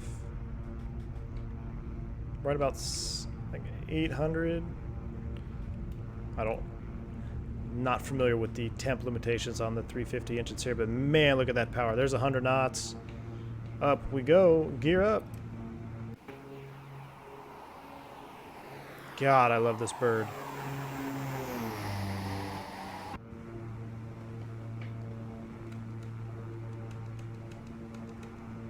About 120 knots, so we'll reach 1,000 feet. There's our 1,000 feet. I'm going to go ahead and lower the nose a tad. Bring our torques down. And props coming back to 1,600. 92 on the torque.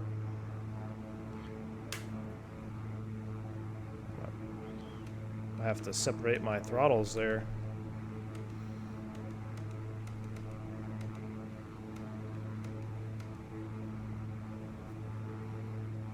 That looks nice. Pretty much straight out. The departure procedure would have us doing a right turn, so you could see why if you're an IMC, this airport can get a little tricky, because you're definitely going to have to take off here. You make a right turn all the way back around. But let's go ahead and start headed towards Bevitt intersection. Looks like we're actually past it already.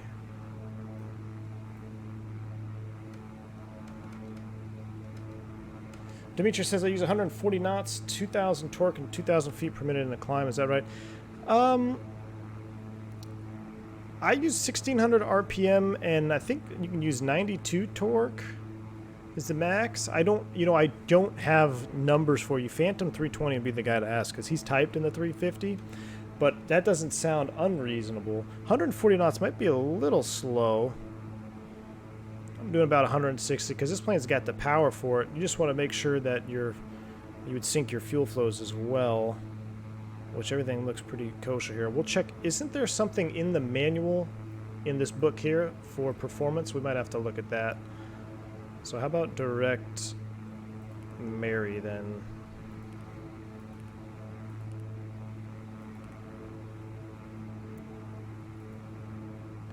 Actually, screw it. Let's just go all the way to Sagu.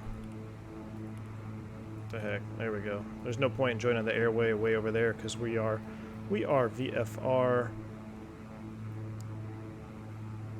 As the torques begin to fall off there, I just bump them up a little bit, bump them back up to 92, being mindful of the ITT. I want to say 745 is a number that's sticking out for me for ITT, but I don't recall.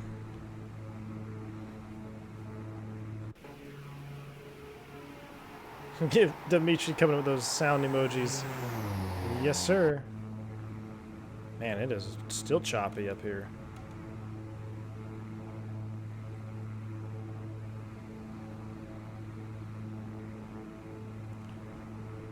I didn't check the pressurization. Hopefully 12,000 feet should be all right.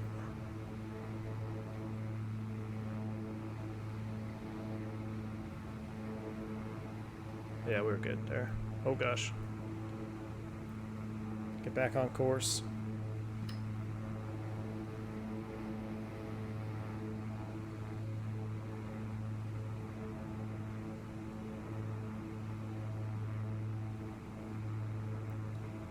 .5 climbing 12,000.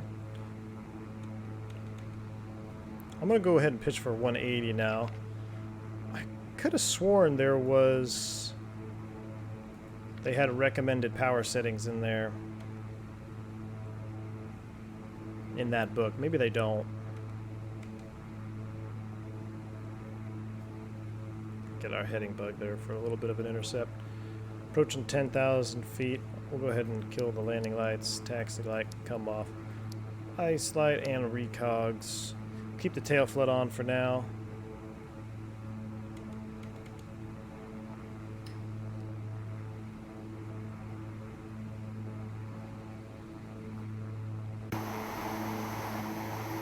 Hey, look at that water in the background. That's your water, Dimitri.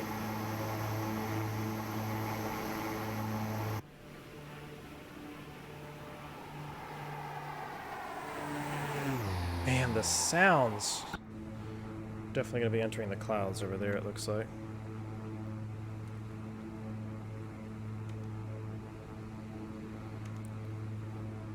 Let's go ahead and get the autopilot set up to take over here.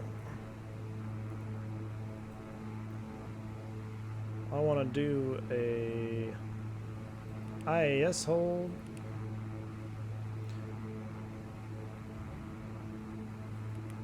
Altitude is armed. And we'll put it in nav mode. She's going to correct to the left for me there. There's 1,000 feet to go. Approaching Sagu. Sagu is on the ILS to 3.2, if I'm not mistaken. There it is. Got some fun facts about this airport we're going into as well. Okay, a little bit more torque in there. I want to say 745 was about... I don't know. It seems like it would be higher on this airplane. I don't know though. There's 12,000 feet. We're leveling off. Airplane is trimming over. Have a nice little cross track of wind there.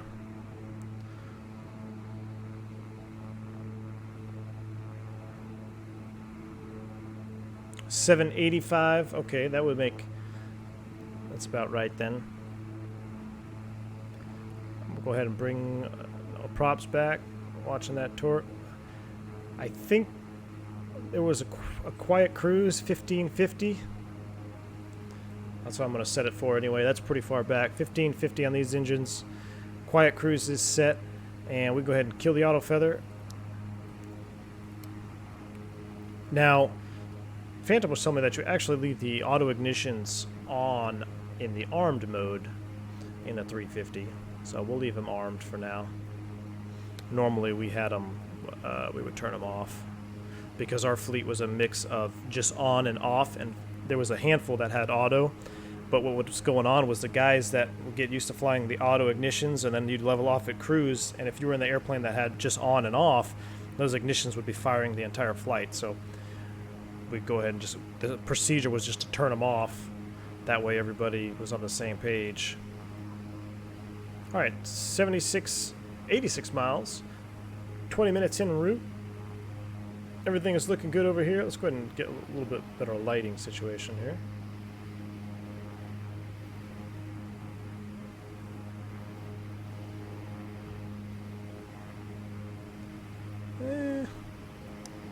There we go.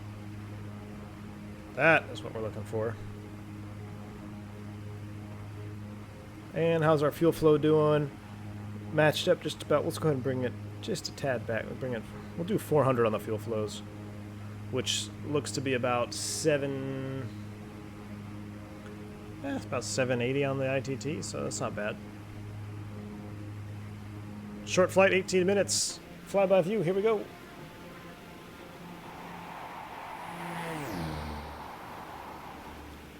Last I checked, the weather was pretty low in Arcata. So as we cruise on over there, the airport that we're flying into, ACV, I believe it was back in the 40s. I want to say 46, 47. Southwest Airlines flying a DC-3 did the first instrument approach for a commercial airplane. So the instrument approach, the ILS system into Arcata is extremely long. If you look at this chart here, I mean, look at this. You can intercept like 19 miles way out, and it's just, it's a very long approach procedure. Now, I mean, look at this course line way out here. I mean, you're intercepting the finals at 10 miles, but back in the day, this was one of their first instrument approach system airports that they used for commercial airliners.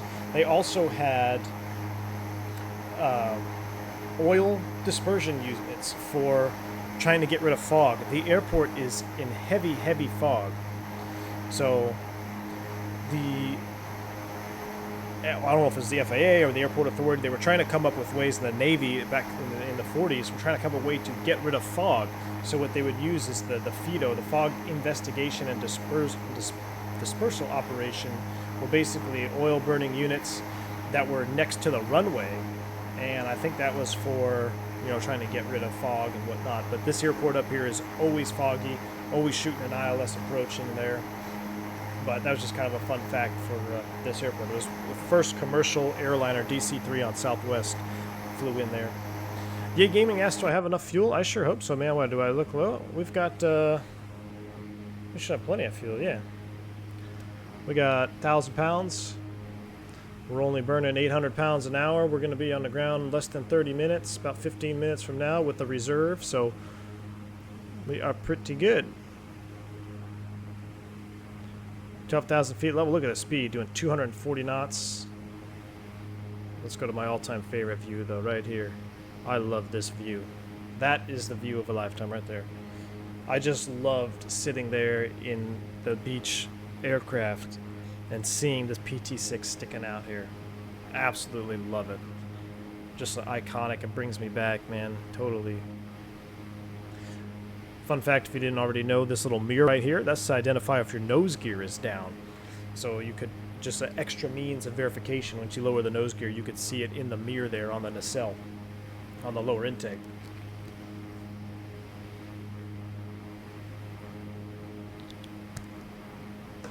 Bullet DX, should you not use high idle now and only use low idle for taxi operations? No, Bullet. A common misconception with a PT6, everybody wants to go around on high idle. The only reason you're going to be using high idle is for performance in very rare circumstances, like maybe super high density altitude, things like that. But all you're doing at high idle is you're going to be burning more fuel than necessary, and it's only at idle speed. So if I want to come to idle, I want to have low idle so I can slow down and go down. If I have a high idle setting and I come to idle thrust, I'm going to actually be producing more thrust than necessary. And that kind of can get you when you're taxiing. If you try to taxi around with high idle, you're going to be riding the brakes everywhere because you're going to be producing much more thrust than you would be at low idle. So high idle, I think I used it once or twice for fun to get maximum reverse, right? Because we would use idle reverse, and if you were in low idle, you wouldn't get as much reverse as you would if you were in high idle. But you had to remember that when you brought the thrust levers to idle and your condition levers were in high idle, you were still going to be producing more thrust than you're used to, so you would end up, you know, you could get in that situation where you might float a little bit or whatnot because the airplane doesn't settle as quick as you're anticipating it to. But yeah, high idle for start off the battery. If you're doing a battery start, you know, you start engine 2. Once it's started, you go up to high idle, charge up the battery, and crank engine 1, and then you bring it right back to low idle, and it will stay at low idle for the duration of 99% of your flights.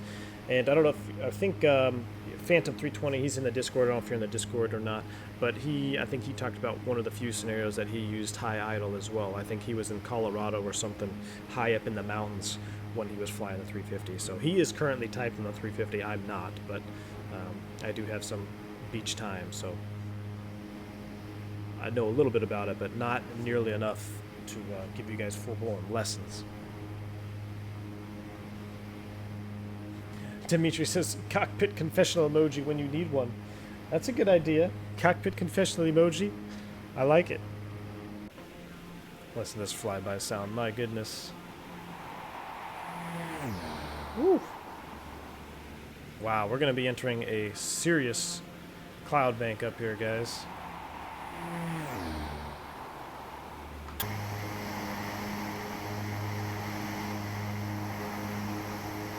Those mountains look good. Dimitri, so do you have the Orbix Northern California? Do you already have it? I'd be curious to really see some screenshots, man. Throw them up in the Discord if you haven't already. I'd love to see some Orbix Northern California. Let me go ahead and update my Active Sky here. Oh, I'm sorry, not Active Sky, but my Active Sky weather briefing for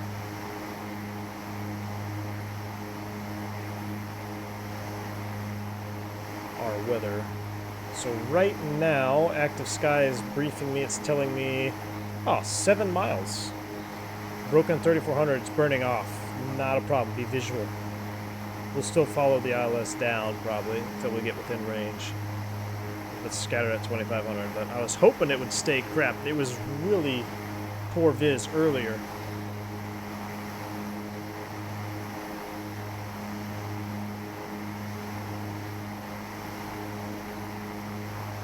All right, and Bullet, just remember that your high idle is not going to affect you once you are above idle anyway. So, for instance, like we're sitting right here in cruise, I'm going to go ahead and move the throttles to high idle. Look, it does absolutely nothing because you're already above idle. It's only an idle fuel flow adjustment, for lack of better words. So, like, I can move these between low and high. You're not going to gain any performance or lose any, performance for that matter. It's only when you are going to be at idle power settings. Like, fuel flows don't change. I mean, we can watch it right here. I'll move them full forward, high idle, nothing different. Bring it back to low idle.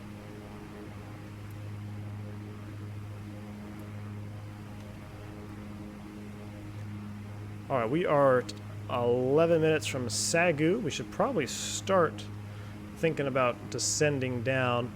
We'll go ahead and descend and maintain 8,000 right now. I'm going to set 8,000 there. Let's bring up our autopilot pop-up panel here.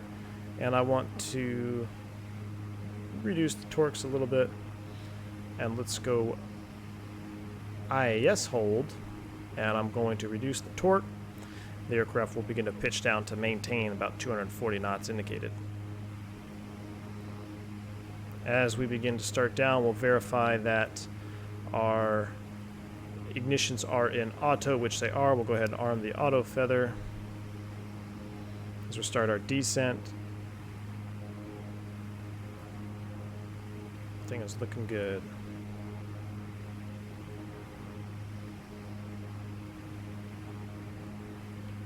Let's go ahead and take a look at our map here. So we're just off of the airway,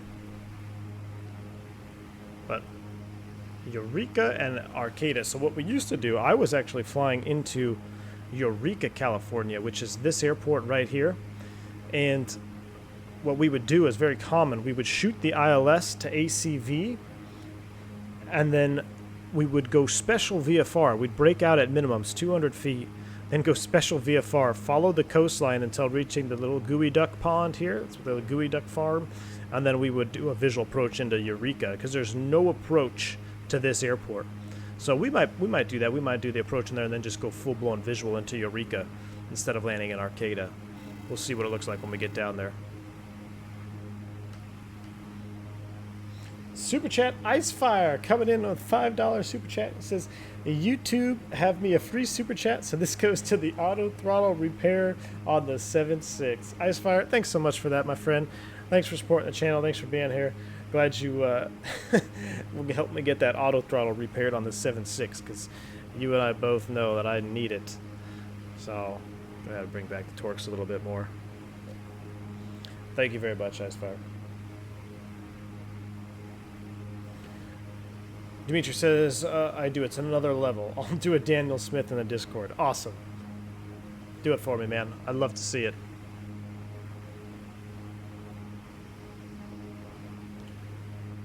Alright, let's go ahead and start reducing a little bit more. Let's come back to 40. We need to start getting down. We're about 30 miles out. I'm going to go ahead and set 6,000 now. Do we have terrain over here? I thought we did.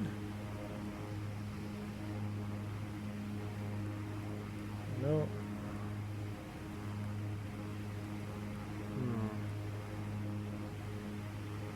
Airports, everything is there. Maybe weather? I don't think we need any weather. I don't think there's nothing painting on the radar, but 35 miles out, descending down to 6,000 feet.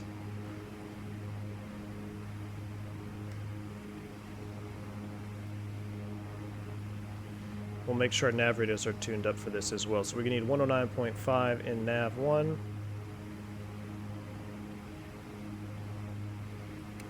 .5. Our final approach course is going to be 316 degrees.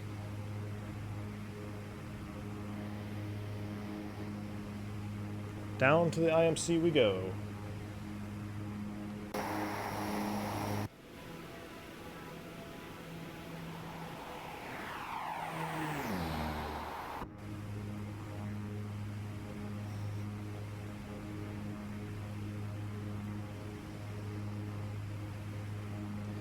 Bullet DK, so would high idle be required when landing in case of a go-around?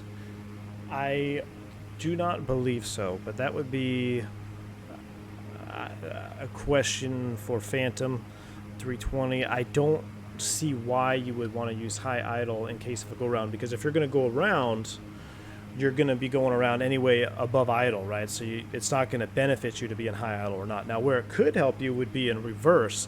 You know, maybe you need it for landing performance. You need high idle.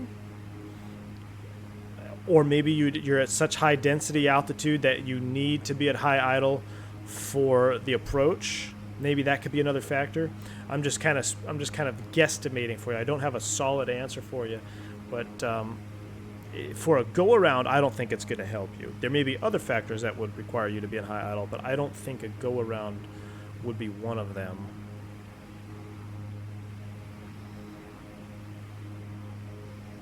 All right, we're 7.6. We're full-blown IMC right now. What's the outside air temp up in here? Oh, it's over on this side, right? 7.3. So we are in prime icing conditions. Let's go ahead and go engine anti-ice on. Prime icing conditions right now. 7 for 6,000. I don't even know if the Airfoil Labs has icing modeled in the 3D version. I mean, like, if I would see it. Oh my gosh, is that ice on the props? That looks a little bit icy to me, or is that just a reflection on the spinners? I think that might just be the spinners reflection. I know the TBM does it. It's pretty nice.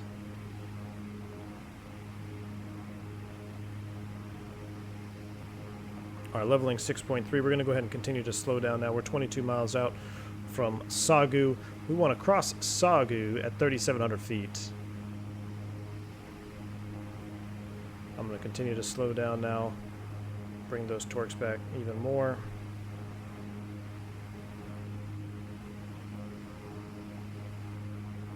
I'm going to bump those props up just a tad to help give me a little bit more drag. We'll go 1,600.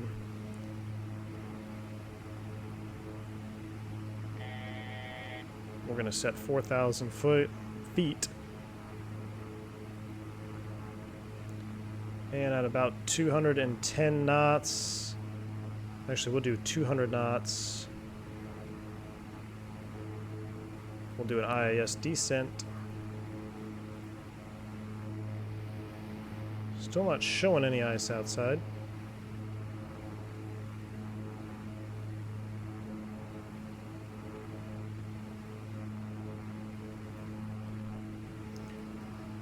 How are we looking? Actually, you know what? I'm not sure. Let's level at 5,000. Because I don't think we're in protected area just yet. We're off airway. I'd like to have an actual VFR sectional right here, right now. But we'll go ahead and level at 5.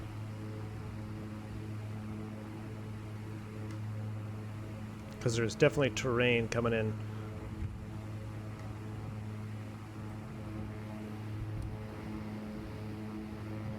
We are getting bumped around for sure.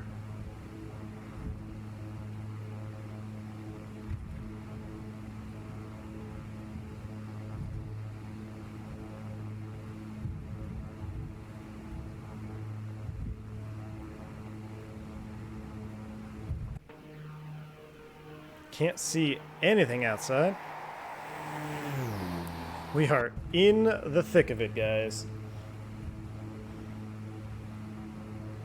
What happens in real life if you ice up badly props? Well, you got your prop heat, which you could turn on over here. Where's my prop heat? Windshield. Actually, I'm going to go ahead and turn the windshield ice on right now, just to make sure our windshield doesn't ice up. But the prop heat, when we put in auto mode, every couple minutes it will send, there's a electrical wiring on the props if you look at the blades near the root of the blade, and it will heat the props up and the ice will shed and fling into the aircraft and make a very loud noise and scare the living crap out of you when you least expect it.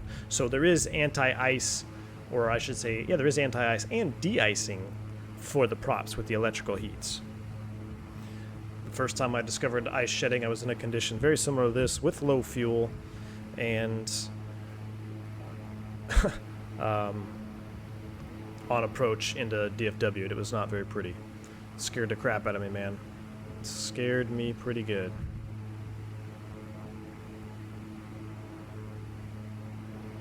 I'm starting to see a little bit of breakout down there. We're 10.8 miles from Sagu. What I want to do is I'm going to maintain this heading. So I'm going to pull up my autopilot panel here. I'm going to go heading mode. I'm going to switch the... Actually, you know what? Let's go approach, and let's go back. Oops, nav approach arm. But I want you to stay in nav mode for right now. Perfect. And we're in altitude hold. So approach is armed, VNAV is armed. 2 miles from Sagu, we probably need to start getting down. Let's go ahead and reduce that thrust. What did I say it was? We're going to be high. 3,700. I just was nervous about the terrain.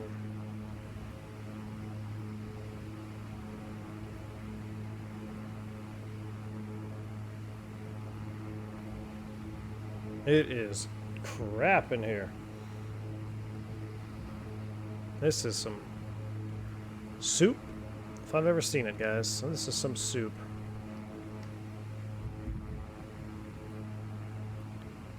Actually, no, 47 miles at 15 miles from IACV.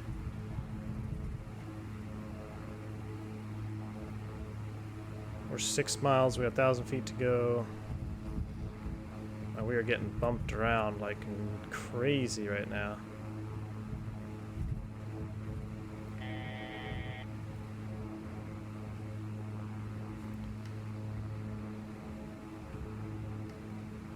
There you go. This is why you don't want to get too low, descending into the valley and like this. And that is scary stuff, especially in real life.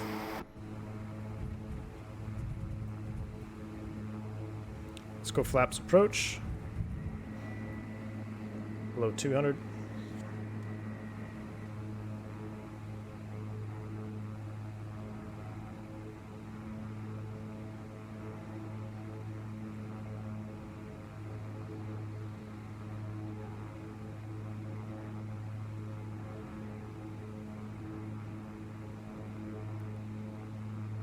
Miles. I want to go, I'm going to go green needles on this one, so I know we can do it in nav mode.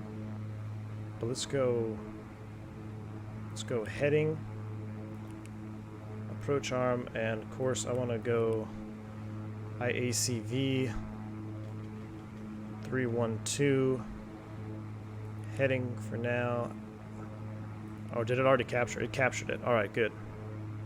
It's already captured us. There's our loc. We're green needles now. Speed about 140 knots. We're looking good. Let's go ahead. I forgot to get our lights on.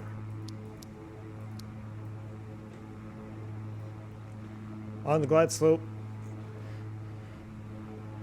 Just 1 dot below it. Things are looking good though.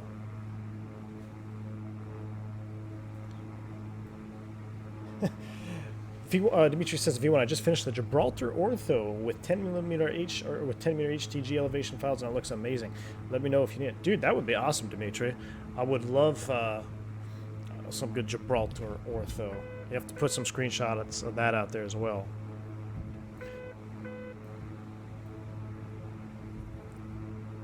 Window, or I mean, it says window shatter worthy ice. I've never shattered a window with ice, but I don't see why I couldn't have. I mean, these windows are pretty hardcore, and I don't think, I mean, on the 350 you'll see where it sheds. It's not gonna, it's gonna hit the cowling there in front of you. It's not necessarily gonna hit the windows. All right, we're at 11 miles. We're on the glide slope. We're established. We're getting bumped around. I'm gonna continue to slow up now. And then we're going to hand fly this puppy all the way in. There's altitude alert. We're going below 3,700 feet. That checks. If we have to do a go around, we're going to climb out to 3,000 feet. So I'm going to set 3,000, acknowledge the alert.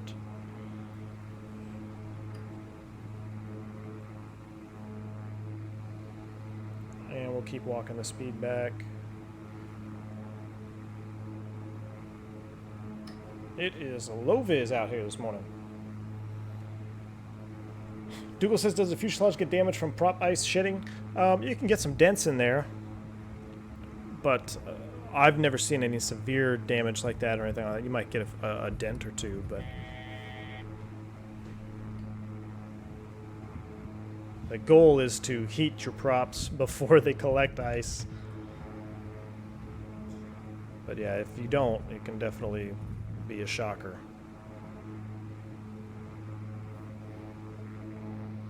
Somebody closed the door on me. Hey, Dougal, I need you to pay attention back there. No closing the door. We got the runway in sight. There's our gear warning horn there because I brought the torque back. Gear's coming down. We'll stabilize for about 100 blue. Actually, we'll just do a blue line approach here. I'm gonna go ahead and turn my track IR on, and then we're gonna disengage the autopilot here. I think I could do it on the stick, if I'm not mistaken. There we go. Alright, so that does work good. Autopilot is disengaged. We still got our flight directors up. We're a hot blue line and stable. Gear is down, flaps approach. Let's fly her down.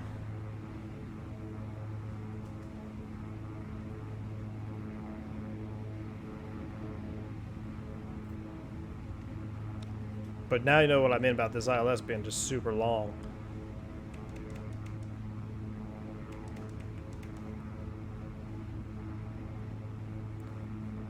So I'm pretty sure I should have reverse not ready right now. But I can't get that to come up. I don't know. I don't know if that's just something missing or if I'm doing something wrong. We should have a master caution saying rev excuse me, rev not ready.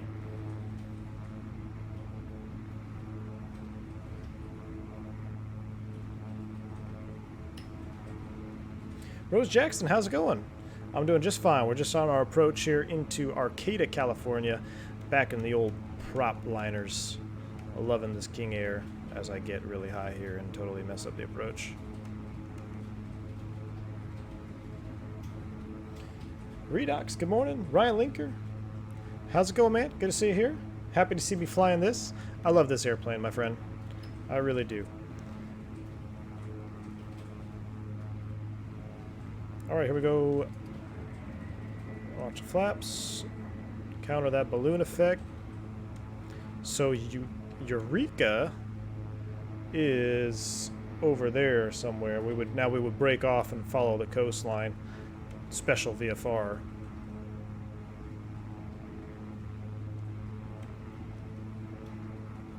$120 knots. Looking good. A little high. Definitely got high on the glide slope there. Let's go ahead and get it back down. Start looking at chat messages on final. Really get off the slope.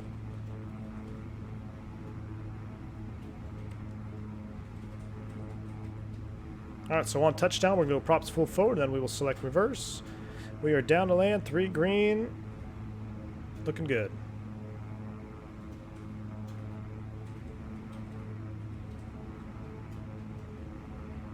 .500 foot, DH, I should have set it at 200 actually. Well, runway's in sight, we're landing. Pretty coincident there, we got 2 whites, 2 reds, and we're on the glide slope, so that looks good.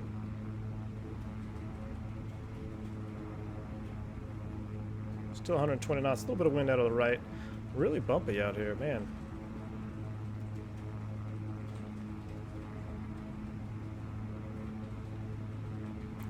Coming over the threshold, 50 foot. Walker out. Oh, that was what I'm looking for. Props full forward. Reverse. That is what I'm talking about right there.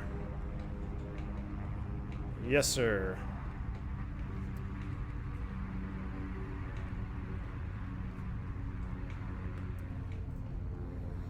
We are down. I got a little hairy there on approach, not gonna lie. Arthur Leem says, hey Cap, you are an amazing pilot. Greetings from Brazil. Thanks for that, man. Really appreciate it. Greetings from Brazil. Alright, here we go. Let's go. Dropping beta in the left side.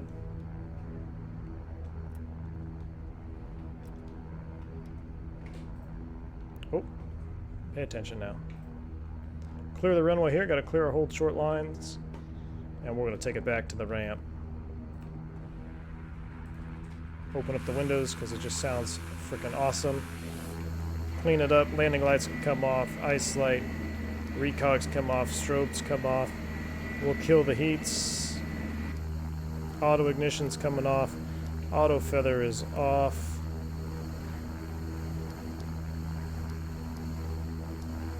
We had all the heats on for that approach.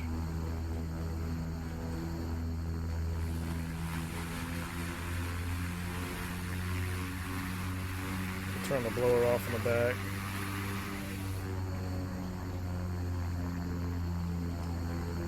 Whew.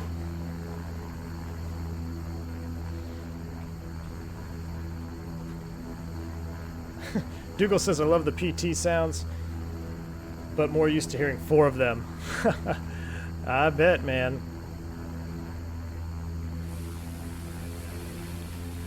We'll beta across across that runway there. Should have turned on our lights, but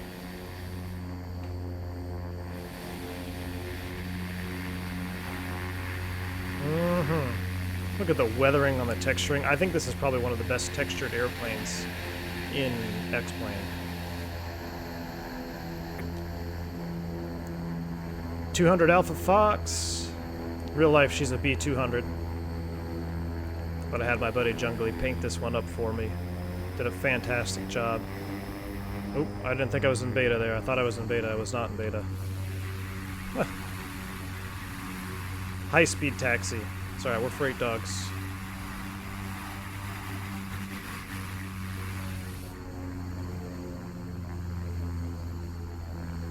Alright, we're going to make the right-hand turn here into the ramp. Beta number 2. Make a nice turn here, barely touching the pedals. A little bit of braking there.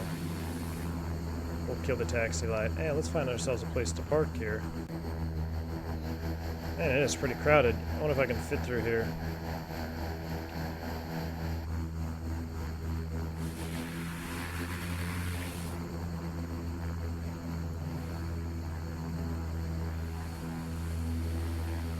That's pretty tight. That is pretty tight. I don't think I can fit right next to the Caravan. We'll take it to the 3rd spot. I think I took that guy's nose off.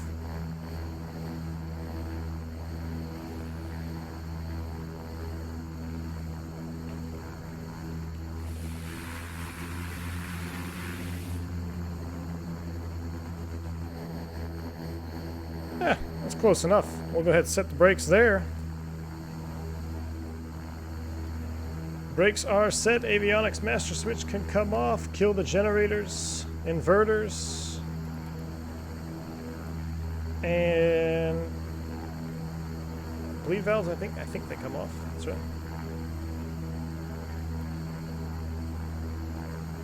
Up. Come on now. Okay, fine. I'll do it this way. 50% feather. There they go. They sounded like they feathered. Yep, they sure did.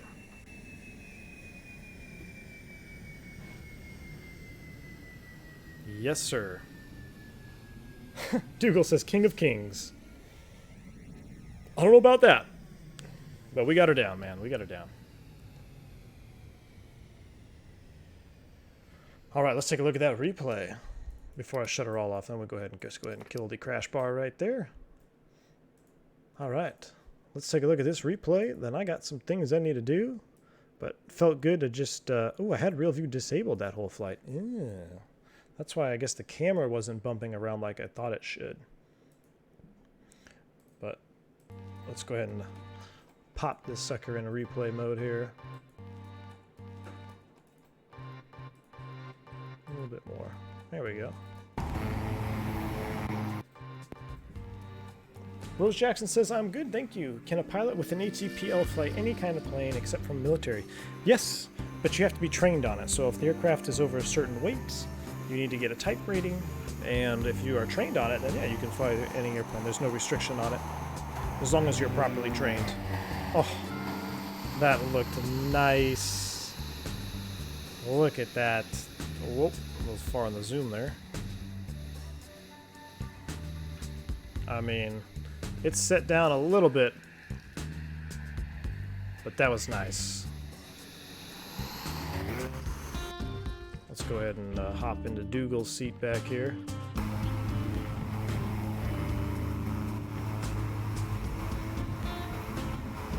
Bob Mama says, I just wanted to ask how different is flying on X-Plane compared to real life since you've done both. You know, the hardest part about any simulator, a PC simulator and flying, is you really don't have that seat of your pants feeling, right? So you can't tell that the aircraft is getting slow by that sinking feeling in your stomach, and you miss out on some of those senses. But other than that, as far as aircraft performance and modeling, especially when you have a quality aircraft, it is pretty darn close. You know, and of course, you know, we lack the feedback in our sticks. I honestly think flying an Airbus in the simulator is as close to the real thing, more so than any other aircraft that's modeled, because in the Airbus you don't have force feedback on your joystick, right? Because it's fly-by-wire. So you don't need that in the simulator, and that's what we don't have it, unfortunately. But for the Airbus, fortunately, that is true. So if you fly the Airbus in X-Plane, I've said it before, I mean, take the flight factor up and fly it around, it flies pretty darn close to the real thing. And just before I head into the simulator here next month for training, what I'm going to do is I'm going to take you guys up.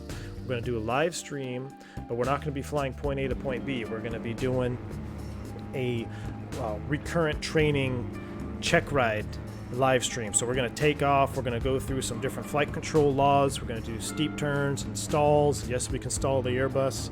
And we'll do a couple of different approaches, and that's gonna, one, be entertaining for you guys, I hope, and two, it's gonna help me get proficient before I head into the simulator and work through some emergencies. So Rose says, what plane is that with the props at the back? That is a Piaggio, I believe, Avanti or something like that. It's an Italian-made airplane. All right, guys, I'm gonna leave you with a few more replays on the external view, and then I'm gonna be getting out of here. I don't know if I will be streaming anymore this week, because I have, like I said, I've got some recurrent training tomorrow. It's just ground school, and then I'm off on a trip, and then I come back Saturday night late, and then I'm fishing a tournament on Sunday. So it may be a couple days. Oh, listen to those sounds. maybe a couple days before I'm back on the stream scene, but hopefully I'll see you guys not too far away from now. So thanks for hanging out with me in chat, guys. I appreciate you joining me early this morning on this early morning Freight Dog Friday. That didn't happen on Friday. We did it on Tuesday, obviously. But anyway, guys, like I said, thanks for tuning in this morning. I'll catch you all on the next one. Hope you have a blessed day wherever you're watching from. See ya.